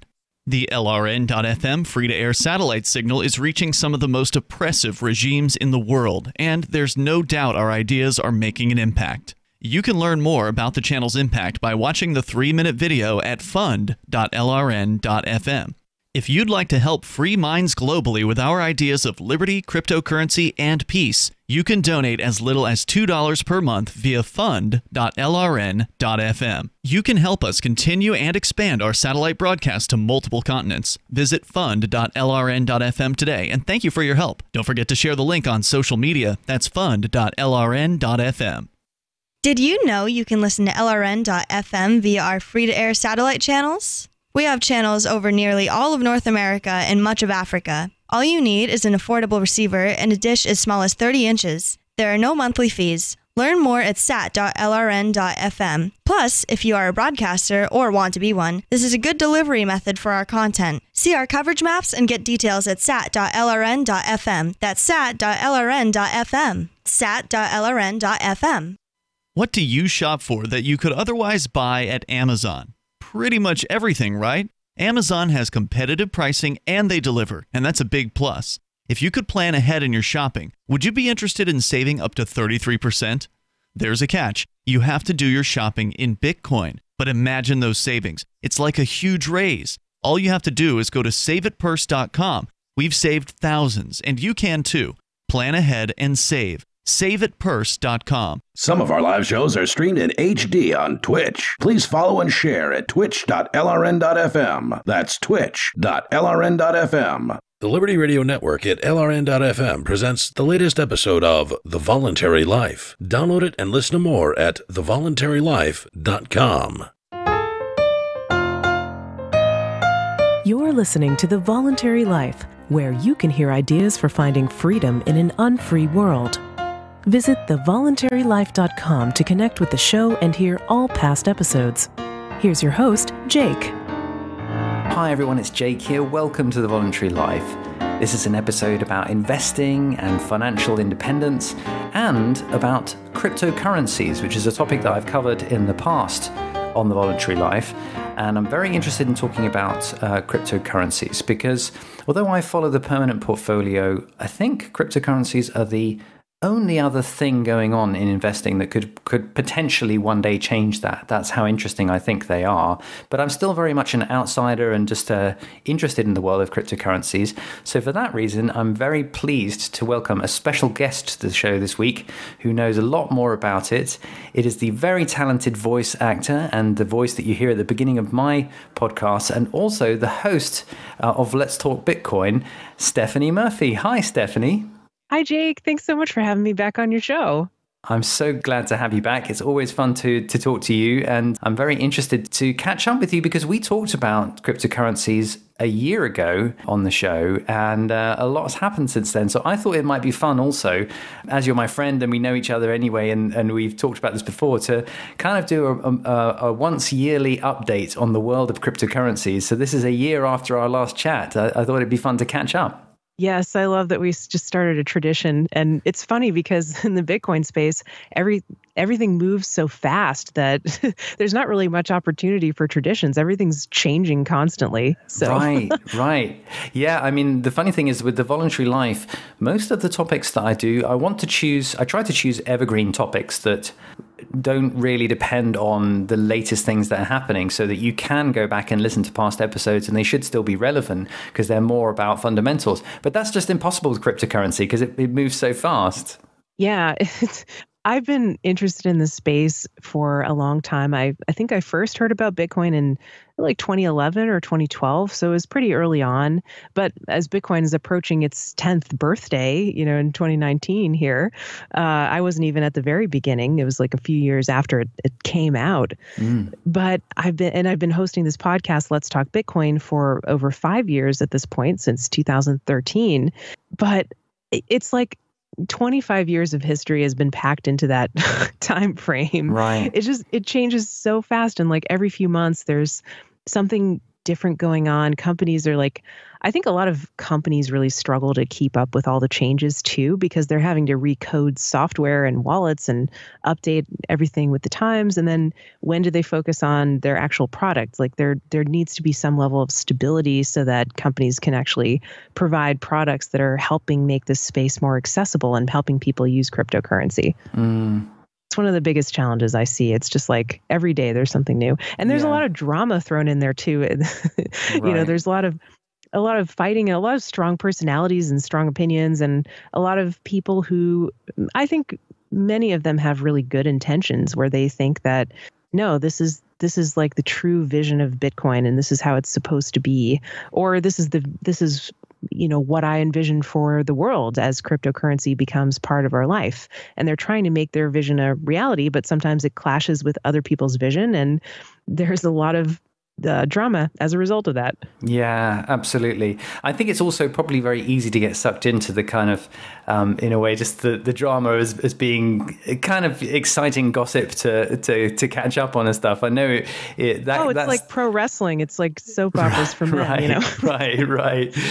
But from the perspective of somebody who's interested in financial independence, interested in investing, and wants to think about cryptocurrencies, I think you're a great voice to kind of give an insight into this, because you're really able to, what you do on Let's Talk Bitcoin is provide kind of the way to understand this for people who are not technically involved in building software and so forth. And you're really good at explaining technical concepts to people who aren't necessarily aware of all what's going on. So that's why I wanted to talk to you about the different things that have happened since we last spoke. And so much has happened since last year. So when we last spoke, which was just before, I think it was around November last year, or October and November last year, since then, there's been, in Bitcoin itself, a lot happening. Can you give me a rundown of this massive price run-up and crash that's happened since we last spoke? Yeah. So if anyone's been paying attention,